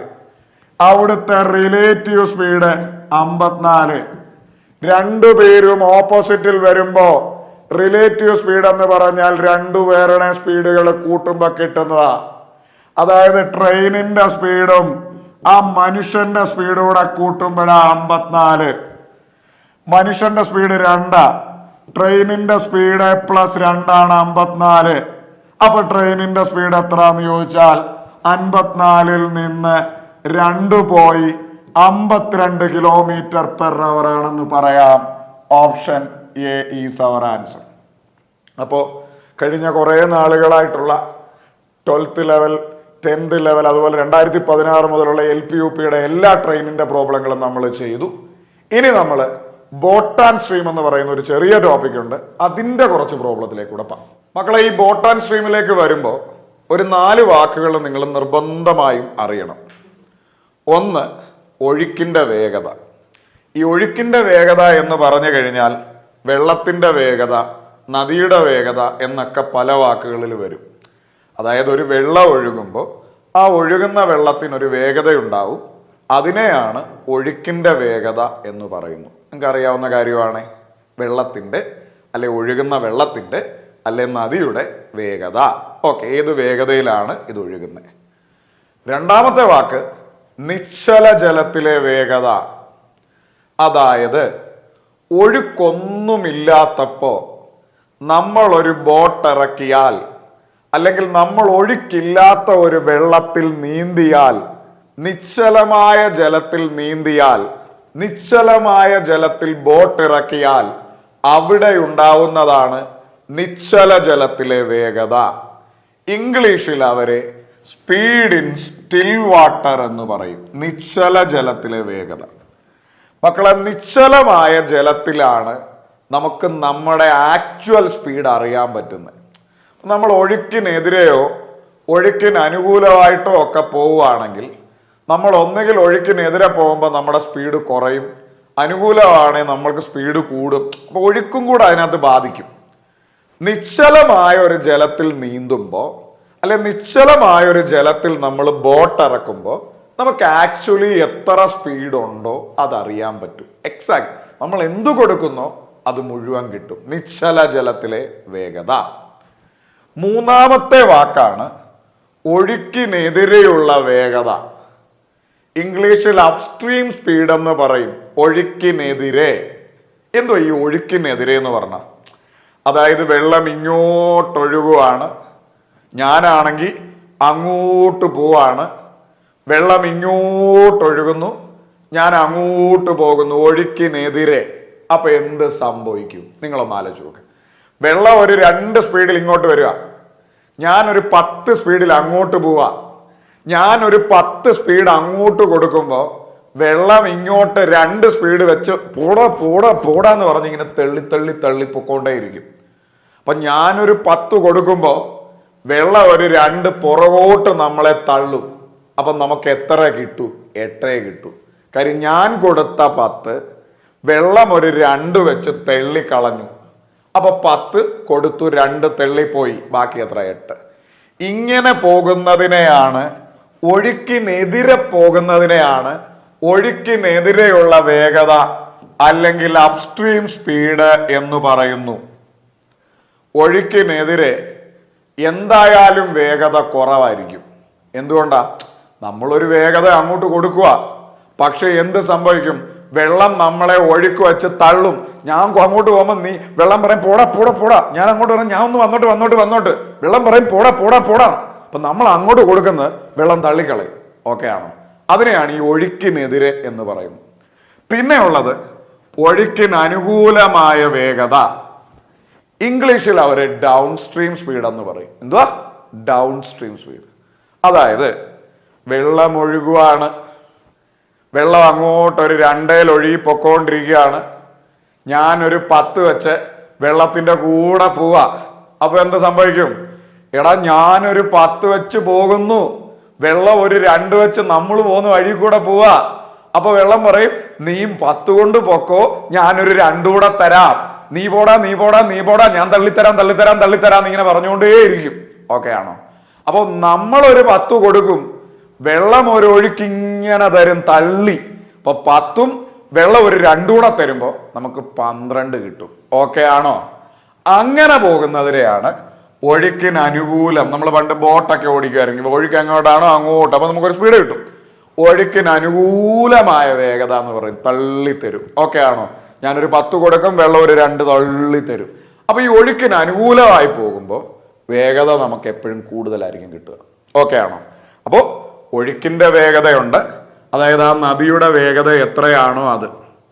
നിശ്ചല ജലത്തിലെ വേഗതയുണ്ട്, അതായത് ഒഴുക്കൊന്നുമില്ലെങ്കിൽ അവിടെയുള്ള നിശ്ചല ജലത്തിൽ, അതായത് അങ്ങോട്ടോ ഇങ്ങോട്ടോ ഒഴുക്കൊന്നുമില്ലെങ്കിൽ നമുക്ക് കിട്ടുന്ന ആക്ച്വൽ സ്പീഡ്. ഒഴുക്കൊന്നുമില്ലാത്തൊരു വെള്ളത്തിൽ നമ്മൾ നീന്തിയ നമ്മൾ കൊടുക്കുന്നതെല്ലാം അവിടെ കിട്ടും. അതിനെയാണ് ഈ നിശ്ചല ജലം. ഇപ്പോൾ ഒഴുക്കിനെതിരെ പോവുകയാണെങ്കിൽ നമ്മുടെ സ്പീഡ് കുറയും, ഒഴുക്കിന് അനുകൂലമായി പോവുകയാണെങ്കിൽ സ്പീഡ് കൂടും. നിശ്ചലമായ ജലത്തിലാണ് നമുക്ക് ഒറിജിനൽ സ്പീഡ് അവിടെ കിട്ടുക. ഒഴുക്കിനും അങ്ങോട്ടൊന്നും ബാധിക്കത്തില്ല നിശ്ചല ജലത്തിലെ വേഗത. 3, ഒഴുക്കിനെതിരെ പോകുമ്പോൾ വേഗത കുറയും, അപ്സ്ട്രീം സ്പീഡ്. ഒഴുക്കിന് അനുകൂലമായിട്ട് പോകുമ്പോൾ വേഗത കൂടും, ഡൗൺ സ്ട്രീം സ്പീഡ്. ഇനി ഈ ബോട്ട് ആൻഡ് സ്ട്രീം പല രീതിയിൽ ചെയ്യാം. ചില ആളുകൾ ഇക്വേഷൻ വെച്ച് ചെയ്യും, ചില ആളുകൾ വരച്ച് ചെയ്യുന്ന മെത്തേഡുണ്ട്. മക്കളെ, നമുക്കൊരു 10th ലെവലിൽ വേണ്ട കുറേയധികം കാര്യങ്ങൾ വര വെച്ച് നമുക്ക് ചെയ്യാൻ പറ്റും. ബോട്ട് ആൻഡ് സ്ട്രീമിന്റെ പാർട്ട് 1 നിങ്ങളൊന്ന് കണ്ടു നോക്കാമെങ്കിൽ നല്ലതായിരിക്കും. നിങ്ങൾ കണ്ടവരാണെന്ന് തന്നെയാണ് എൻ്റെ വിശ്വാസം. വലിയ ക്ലാസ് 3 പാർട്ടായിട്ടാണ് ഞാൻ ബോട്ട് ആൻഡ് സ്ട്രീം ചെയ്തേക്കുന്നത്. എല്ലാം കണ്ടാൽ നല്ലതാ, ഏത് ലെവൽ പരീക്ഷയ്ക്ക് നമുക്ക് യൂസ് ചെയ്യാം. അറ്റ്ലീസ്റ്റ് അതിന്റെ part 1 boat and stream part 1 Jerin ഒന്ന് സെർച്ച് ചെയ്ത് നോക്കാം. അതല്ലെങ്കിൽ ഈ വീഡിയോയുടെ താഴെ ഞാൻ അതിന്റെ ഡിസ്ക്രിപ്ഷൻ കൊടുക്കാം, ഒന്ന് കണ്ടാൽ നല്ലതായിരിക്കും. അപ്പോൾ ജസ്റ്റ് ഒരു ബേസിക്സ് കിട്ടും. ഇക്വേഷൻ ഒന്നും ഇല്ലാതെ വേണമെങ്കിലും നമുക്ക് ചെയ്യാം. ഞാൻ ജസ്റ്റ് അതിന്റെ ഐഡിയ ഒന്ന് പറയാം, നേരത്തെ കണ്ട ആളുകൾക്ക് വേണ്ടി കിട്ടും. മക്കളെ, ഇതിനകത്തിൽ നമ്മൾ വരയ്ക്കുന്നതെന്ന് പറയുന്നത് ശ്രദ്ധിക്കുക. താഴോട്ടൊരു വര വരയ്ക്കും, മേളിലും താഴെയും നടുക്കുമായിട്ട് ചെറിയൊരു വര കുറുക വരയ്ക്കും, പിന്നെ ചെറിയ 2 വര ഇതിന്റെ ഇടയിൽ വരയ്ക്കും. കണ്ടോ?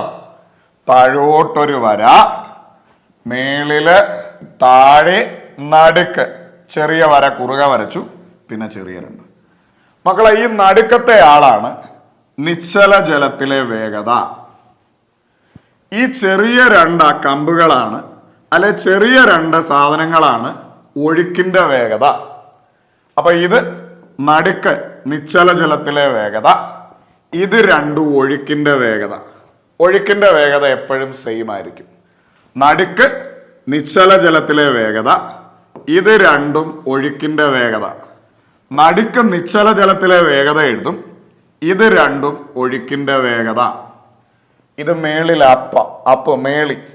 അതുകൊണ്ട് ഇത് ഒഴുക്കിനെതിരെയുള്ള വേഗതയാണ്. ഒഴുക്കിനെതിരെയുള്ള വേഗത.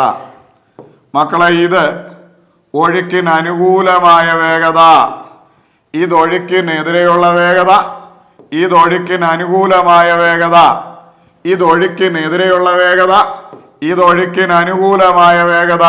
ഓക്കെ ആണോ? അപ്പൊ ഇത്രയും പഠിച്ചോ. അപ്പൊ ഇത് നിശ്ചല ജലത്തിലെ വേഗത, ഇത് രണ്ടെണ്ണവും ഒഴുക്കിന്റെ വേഗത, ഇതൊഴുക്കിനെതിരെയുള്ള വേഗത, ഇതൊഴുക്കിന് അനുകൂലമായ വേഗത. നിശ്ചല ജലത്തിലെ വേഗത, ഒഴുക്കിന്റെ വേഗത, ഒഴുക്കിനെതിരെയുള്ള വേഗത, ഇതൊഴുക്കിന് അനുകൂലമായ വേഗത. ഞാൻ ജസ്റ്റ് ഇതിൻ്റെ അതിൽ 2 നമ്പർ മാർക്ക് ചെയ്യാൻ പോവാം, നിങ്ങൾ ശ്രദ്ധിച്ചോണേ. ഇത് 6, ഇത് 2, ഇത് 2. ഇവിടെ എന്തൊക്കെയുണ്ട്? അതായത് നിശ്ചല ജലത്തിലെ വേഗത 6, വെള്ളത്തിന്റെ ഒഴുക്കിന്റെ വേഗത 2, വെള്ളത്തിന്റെ നദിയുടെ അല്ലെ ഒഴുക്കിന്റെ വേഗത 2. ഇവിടെ എന്തൊക്കെ കാണാനുണ്ട്? ഒഴുക്കിനെതിരെയുള്ള വേഗതയുമുണ്ട്, ഒഴുക്കിന് അനുകൂലമായ വേഗതയുമുണ്ട്. മക്കളെ, ഒഴുക്കിനെതിരെയുള്ള വേഗത കാണാൻ ഈ 6ൻ 2 കൂടെ കുറച്ച് 4, ഒഴുക്കിന് അനുകൂലമായ വേഗത കാണാൻ 6ൻ 2 കൂടെ കൂട്ടി 8. അതെങ്ങനെ മനസ്സിലായെന്ന് ചോദിച്ചാൽ, നിങ്ങൾക്കറിയാം ഒഴുക്കിനെതിരെ എന്ന് പറയുമ്പോൾ 6 വേഗത നമുക്കുണ്ട്, വെള്ളത്തിന്റെ വേഗത 2. ഞാനൊരു 6 വേഗത പോകുമ്പോൾ വെള്ളം 2 വെച്ച് ഒഴുകി വരും. അപ്പൊ 6 കൊടുത്തപ്പോൾ 2 പുറകോട്ട് തള്ളും, 4 കിട്ടും. അതുകൊണ്ട് ഒഴുക്കിനെതിരെ എന്ന് പറയുമ്പോൾ ഇത് 2 കൂടെ കുറച്ച് 4. ഒഴുക്കിന് അനുകൂലം എന്ന് പറയുമ്പോൾ 6ൻ 2 കൂടെ കൂട്ടി 8. അനുകൂലമായി പോകുമ്പോൾ നമുക്കൊരു സ്പീഡുണ്ട്, ഒഴുക്കിനും ഒരു സ്പീഡുണ്ട്. 6ഉം കിട്ടും 2ഉം കിട്ടും. ഹായ് 6ഉം 2ഉം 8. ഓക്കെ, ഇനി ഇവിടെയും കൂടെ ഞാനൊന്ന് മാർക്ക് ചെയ്യാം. ഇത് 15, ഇത് 4, ഇത് 4. ഇവിടെ എന്തൊക്കെയുണ്ട്? നിശ്ചല ജലത്തിലെ വേഗത 15, ഒഴുക്കിന്റെ വേഗത 4. എന്തൊക്കെ കാണണം? ഒഴുക്കിനെതിരെയുള്ള വേഗത, ഒഴുക്കിനെതിരെ എന്ന് പറയുമ്പോൾ കുറയ്ക്കണം, വേഗത കുറയും. 15ൽ നിന്ന് 4 പോയിട്ട് 11.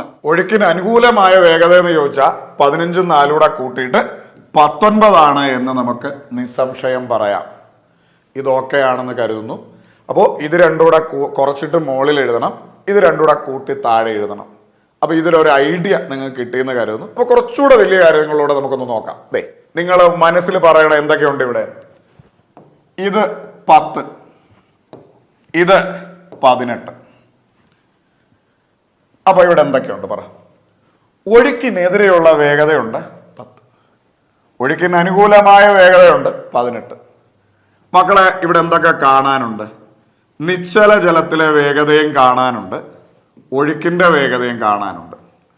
അത്യാവശ്യം ചിന്തിക്കുന്ന ആളുകൾക്കറിയാം, എടാ ഇവന്റെയും നടുക്കിരിക്കുന്ന ആളാണ് നിശ്ചല ജലം. കാര്യം എക്സാക്ട് നടുക്കത്തെ വരെയാണിത് അല്ലെ. 10ന്റെയും 18ന്റെയും നടുക്കുള്ള ആളാണ് ഇവിടെ വരിക. 10ന്റെയും 18ന്റെയും നടുക്ക് 14 ആണെന്ന് എല്ലാവർക്കും അറിയാം. ഇനി നിങ്ങൾക്കത് കണ്ടെത്താൻ ബുദ്ധിമുട്ടാണ്. 10ന്റെയും 18ന്റെയും നടുക്കുള്ള ആളെ കാണാൻ ശരാശരി എടുക്കുക. അതായത് 10ഉം 18 കൂടെ കൂട്ടിയിട്ട് പകുതി. 10ഉം 18 കൂടെ കൂട്ടുമ്പോൾ 28, 28ന്റെ പകുതി 14. അപ്പോ മേളത്തേന്റെയും താഴത്തേന്റെയും നടുക്കായി ഇവിടെ വരുന്ന നിശ്ചലം. മേളിയും താഴെ കൂട്ടി 28, 28ന്റെ പകുതി 14. ഓക്കെ ആണ്. ഇനി നിങ്ങളൊന്ന് ആലോചിച്ച് നോക്ക്. 14ന്റെ കൂടെ എന്തോ കൂട്ടുമ്പോ 18 ആവും. ഇറ്റ്സ് 4. നിങ്ങൾക്കറിയാമല്ലോ കേട്ടോ. ഇവിടെയും വരുന്ന സാധനം കൂട്ടുമ്പോഴല്ലേ ഇവിടെ വരുന്നേ. 14ന്റെ കൂടെ 4 കൂട്ടുമ്പോഴാണ് 18. അല്ലെ 14ന്റെ കൂടെ എന്തോ കുറയ്ക്കുമ്പോ 10, 4 കാര്യം ഒഴുക്കിന്റെ വേഗത എപ്പോഴും സെയിമാ. ഇത് 4, ഇത് 4. അതായത് ഇവര് തമ്മിലുള്ള വ്യത്യാസം എടുത്താൽ മതി, 4 കിട്ടും. അതായത് ഇവിടെ ഒരു 14 ഉണ്ട്, ഇവിടെ ഒരാളൂടെ വരുമ്പോ കൂട്ടുമ്പോ 18 ആവും. 14ഉം 4ഉം 18. അല്ലെ 14ൽ നിന്ന് 4 കുറയ്ക്കുമ്പോഴാണ് 10 ആവുന്നത്. അപ്പൊ ഒഴുക്കിന്റെ വേഗത 4. ഒരെണ്ണം കൂടെ. മക്കളെ, ഇത് 40. മക്കളെ, ഇത് 70. ഇവിടെ എന്തൊക്കെയുണ്ട്? ഇടയെ ഒഴുക്കിനെതിരെയുള്ള വേഗത 40, ഒഴുക്കിന് അനുകൂലമായ വേഗത 70. ഇതാ കാണണ്ടി. നിശ്ചല ജലം എന്ന് പറഞ്ഞാൽ നടുക്കത്തെ ആളെ കാണണം. 40ന്റെയും 70ന്റെയും നടുക്ക് 55 ആണെന്ന് എല്ലാവർക്കും അറിയാം. ബുദ്ധിമുട്ടാണോ? 40ഉം 70ഉം കൂടെ കൂട്ടിയിട്ട് പകുതി. 40 7 കൂടെ കൂട്ടുമ്പോൾ 110, 110ന്റെ പകുതി 55. അപ്പൊ നിശ്ചല ജലത്തിലെ വേഗത എത്രയാണെന്ന് ചോദിച്ചാൽ നമുക്ക് പറയാം 55. ഇനി നിങ്ങളൊന്ന് ആലോചിച്ച് നോക്ക്, 55ൽ നിന്ന് എന്തോ കൂട്ടുമ്പോൾ 70 ആവും. ഇറ്റ്സ് 15. അല്ലെ 55ൽ നിന്ന് എന്തോ, ഇത് 15ആണ്, ഇതും 15 പോട്ടെ. 55ൽ നിന്ന് എന്തോ കുറയ്ക്കുമ്പോൾ 40, ഇവരുടെ വ്യത്യാസം എടുത്താൽ മതി 15. അപ്പൊ ഇത്രയും നേരം ഞാൻ ഇതിന്റെ ബേസിക്സ് ഒന്ന് പറഞ്ഞു തന്നതാണ്. പണ്ട് പഠിച്ച ആളുകൾക്കൊക്കെ ഒന്ന് പൊടി തട്ടിയെടുക്കാൻ വേണ്ടിയിട്ട് പറഞ്ഞതാണ്. ഇനി ഞാൻ ഇതിന്റെ കൂട്ടത്തിൽ ഒരു കാര്യം കൂടെ പറയട്ടെ. ജസ്റ്റ് ഒന്ന് സൈഡിൽ നോട്ടിൽ എഴുതി വെച്ചേക്കണം. ഈ ഒരു ഡയഗ്രാം ചിലപ്പോൾ നല്ല രീതിയിൽ ഈ സാധനം പ്രയോജനം ചെയ്യും. മേളിലോട്ട് പോകുന്തോറും കുറയുന്നതായിട്ടും താഴേക്ക് വരുംതോറും കൂടുന്നതായിട്ടും നമുക്ക് മനസ്സിലാവും. ഒന്നുകൂടെ പറയുന്നു, മേളോട്ട് പോകുന്തോറും കുറയും, താഴേക്ക് വരുംതോറും കൂടും. നിങ്ങളിതൊന്ന് താഴേക്ക് നോക്കിക്കേ. 4ന് 2 കൂടെ കൂട്ടി 6, 6ന് 2 കൂടെ കൂട്ടി 8, താഴേക്ക് വരുംതോറും കൂടും. 11 4 കൂടെ കൂട്ടി 15, 15 4 കൂടെ കൂട്ടി 19, താഴേക്ക് വരുംതോറും കൂടും. ഇനി മേളോട്ട് പോകുന്തോറും കുറയുന്നതായിട്ടും മനസ്സിലാവും. മേളോട്ടൊന്ന് നോക്കിക്കേ. 8, 8ന് 2 കുറച്ച് 6, 6ന് 2 കുറച്ച് 4, 19, 4 കുറച്ച് 15, 4 കുറച്ച് 11, താഴേക്ക് പോകുന്തോറും കൂടുന്നതായിട്ടും മേളോട്ട് പോകുന്തോറും കുറയുന്നതായിട്ടും നമുക്ക് മനസ്സിലാവും. ഇത് കണക്ട് ചെയ്യാനായിട്ട് ഞാൻ ഒരു കാര്യം കൂടെ പറയാം. വെള്ളം ഒഴുകുന്നത് എപ്പോഴും മേളീന്ന് താഴോട്ടാ. വെള്ളത്തിന്റെ കൂടെ പോകുമ്പോൾ നമുക്ക് സ്പീഡ് കൂടുതലായിട്ട് തോന്നും. അതുകൊണ്ടാ താഴേക്ക് പോകുന്തോറും കൂടുന്നതായിട്ട്. മേളോട്ടാണ് വെള്ളം നമ്മൾ പോവാന്ന് പറഞ്ഞാൽ വെള്ളം മേളിന്ന് താഴോട്ട് ഒഴുകുക. നമ്മൾ മേപ്പോട്ട് കയറുക എന്ന് പറഞ്ഞാൽ ഒഴുക്കിന്റെ എതിരെ കയറുക എന്ന, ഒഴുക്കിന്റെ എതിരെ. അപ്പൊ വേഗത കുറയുമല്ലോ. അതുകൊണ്ടാ മേളോട്ട് പോകുന്തോറും കുറയുന്നതായിട്ട് നമുക്ക് തോന്നുന്നത്. അപ്പൊ താഴോട്ടൊന്ന് നോക്കിക്കേ. 10 4 14, 14 4 18, താഴേക്ക് പോകുന്തോറും കൂടും. മേളോട്ടൊന്ന് നോക്കിയേ. 70 15 പോയിട്ട് 55, 55 15 പോയിട്ട് 40, മേളോട്ട് പോകുന്തോറും കുറയും. അപ്പൊ ഇവിടെ നിന്ന് വന്നിട്ടുള്ള ഈ കാലഘട്ടത്തിനിടയിൽ വന്നിട്ടുള്ള ഒരു 3 ചോദ്യങ്ങൾ നമുക്കൊന്ന് നോക്കാം. ഇതാണ് ചോദ്യം. ഒഴുക്കിനൊപ്പം ഒരു ബോട്ടിന്റെ വേഗം 13 കിലോമീറ്റർ ആണ് എന്ന് വെച്ചാൽ 13 കിലോമീറ്റർ പെർ അവർ എന്ന് തന്നെയാണ് ഉദ്ദേശിച്ചത്. പ്രത്യേകിച്ച് ഒന്നും പറയുന്നില്ല, കിലോമീറ്റർ പെർ അവർ ആണ്. ഇനി ഒഴുക്കിന്റെ വേഗം 2.5 കിലോമീറ്റർ ആയാൽ ഒഴുക്കിനെതിരെ ബോട്ടിന്റെ വേഗത എത്ര? നമുക്കൊന്ന് വരച്ചു നോക്കാം. ഇതാണ് നമ്മുടെ ബേസിക് ഫിഗർ. ഓക്കെ, ഇവിടെ എന്തോ പറയുന്നത്? ഒഴുക്കിനൊപ്പം ഒരു ബോട്ടിന്റെ വേഗത 13 കിലോമീറ്റർ പെർ അവർ. ഒഴുക്കിനൊപ്പം എന്ന് പറഞ്ഞു കഴിഞ്ഞാൽ ഒഴുക്കിന് അനുകൂലം താഴെ നമ്മളോട് പറയുന്നു 13. ഇനി ഒഴുക്കിന്റെ വേഗത 2.5. ഒഴുക്കിന്റെ വേഗത എന്ന് പറയുമ്പോൾ ഇതിന് 2.5 ആണ്, ഇതിന് 2.5. ഒഴുക്കിന്റെ വേഗത എപ്പോഴും സെയിം. നമുക്ക് ഒഴുക്കിനെതിരെയുള്ള വേഗത കാണണം.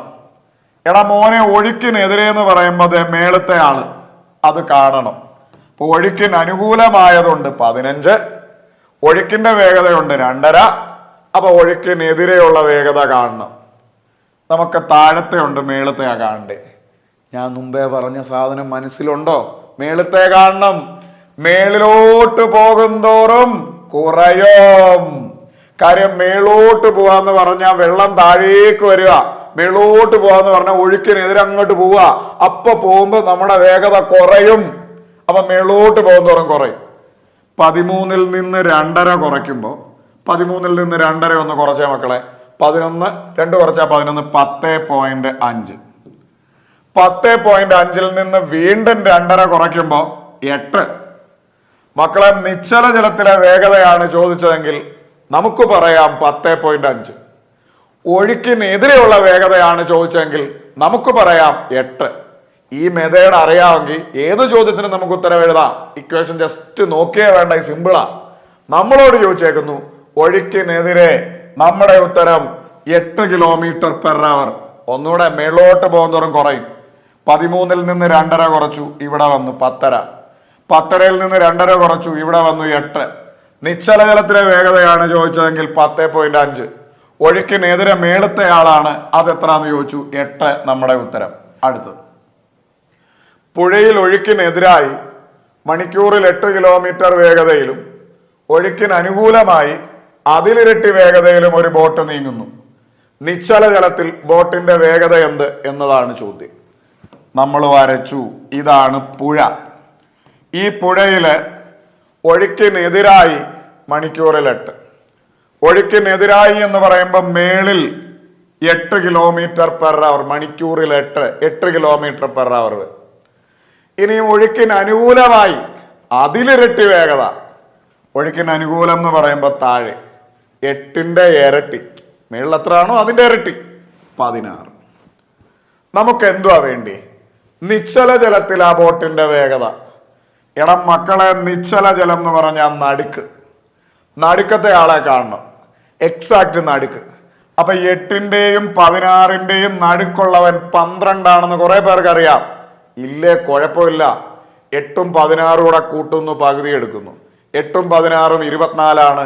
24ന്റെ പകുതി 12. നിശ്ചല ജലത്തിലെ വേഗത എത്രയാണെന്ന് ചോദിച്ചാൽ ഓപ്ഷൻ ബി 12 km/h ആണെന്ന് നിസ്സംശയം പറയാം. ഒന്നുകൂടെ, ഒഴുക്കിനെതിരായി 8, ഒഴുക്കിനെതിരെ മേളിൽ 8, ഒഴുക്കിന് അനുകൂലമായി അതിന്റെ ഇരട്ടി 8ന്റെ ഇരട്ടി 16. നമുക്ക് നിശ്ചലം കാണണം, നിശ്ചലം നടുക്ക്. 8ഉം 16ഉം കൂടെ കൂട്ടി പകുതി 24, 24ന്റെ പകുതി 12. വേറൊരു കാര്യം കൂടെ പറയാം. 12 ഒഴുക്കിന്റെ വേഗത ഇവിടെ ചോദിച്ചിട്ടില്ല. നിങ്ങൾക്ക് പരീക്ഷയ്ക്ക് വെറുതെ സമയം കളയണ്ട, പിന്നെ ഞാൻ ജസ്റ്റ് ഒരു രസത്തിന് പറയുന്നതേ ഉള്ളൂ. ഒഴുക്കിന്റെ വേഗത ഇത് വേണം. നിങ്ങൾക്കറിയാം, മേളിൽ 12 16ആയി എന്തു കൂട്ടുമ്പോഴാ 16? 4. ഇത് 4ആണ്, ഇത് 4. അല്ലെ 12 8ആയി എന്തു കുറച്ചപ്പോഴാ? 4.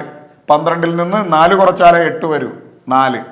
അല്ലെ ഇവര് തമ്മിലുള്ള ഗ്യാപ്പ് എടുത്താലും മതി 4. ഒഴുക്കിന്റെ വേഗത ചോദിച്ചാൽ 4 ആണെന്ന് പറയാം. അടുത്ത്, 1 മണിക്കൂറിൽ ഒഴുക്കിന് അനുകൂലമായി 11 കിലോമീറ്ററും. 1 മണിക്കൂറിൽ ഒഴുക്കിന് അനുകൂലമായി 11 കിലോമീറ്റർ എന്ന് പറഞ്ഞാൽ അതിന്റെ അർത്ഥം 11 km/h എന്ന. മണിക്കൂറിൽ 11 കിലോമീറ്റർ, അല്ലെ 1 മണിക്കൂറിൽ 11 കിലോമീറ്റർ എന്നൊക്കെ പറയുമ്പോഴേ ഓർത്തോണം 11 km/h എന്ന. ഇനി ഒഴുക്കിനെതിരെ 5 കിലോമീറ്ററും സഞ്ചരിക്കുന്നു. അതായത് ഒഴുക്കിനെതിരെ 1 മണിക്കൂറിൽ 5 km/h. ഇനി നമ്മളോട് ചോദിച്ചേക്കുന്നു, നിശ്ചല ജലത്തിൽ ആ ബോട്ട് എത്ര വേഗത്തിൽ സഞ്ചരിക്കും?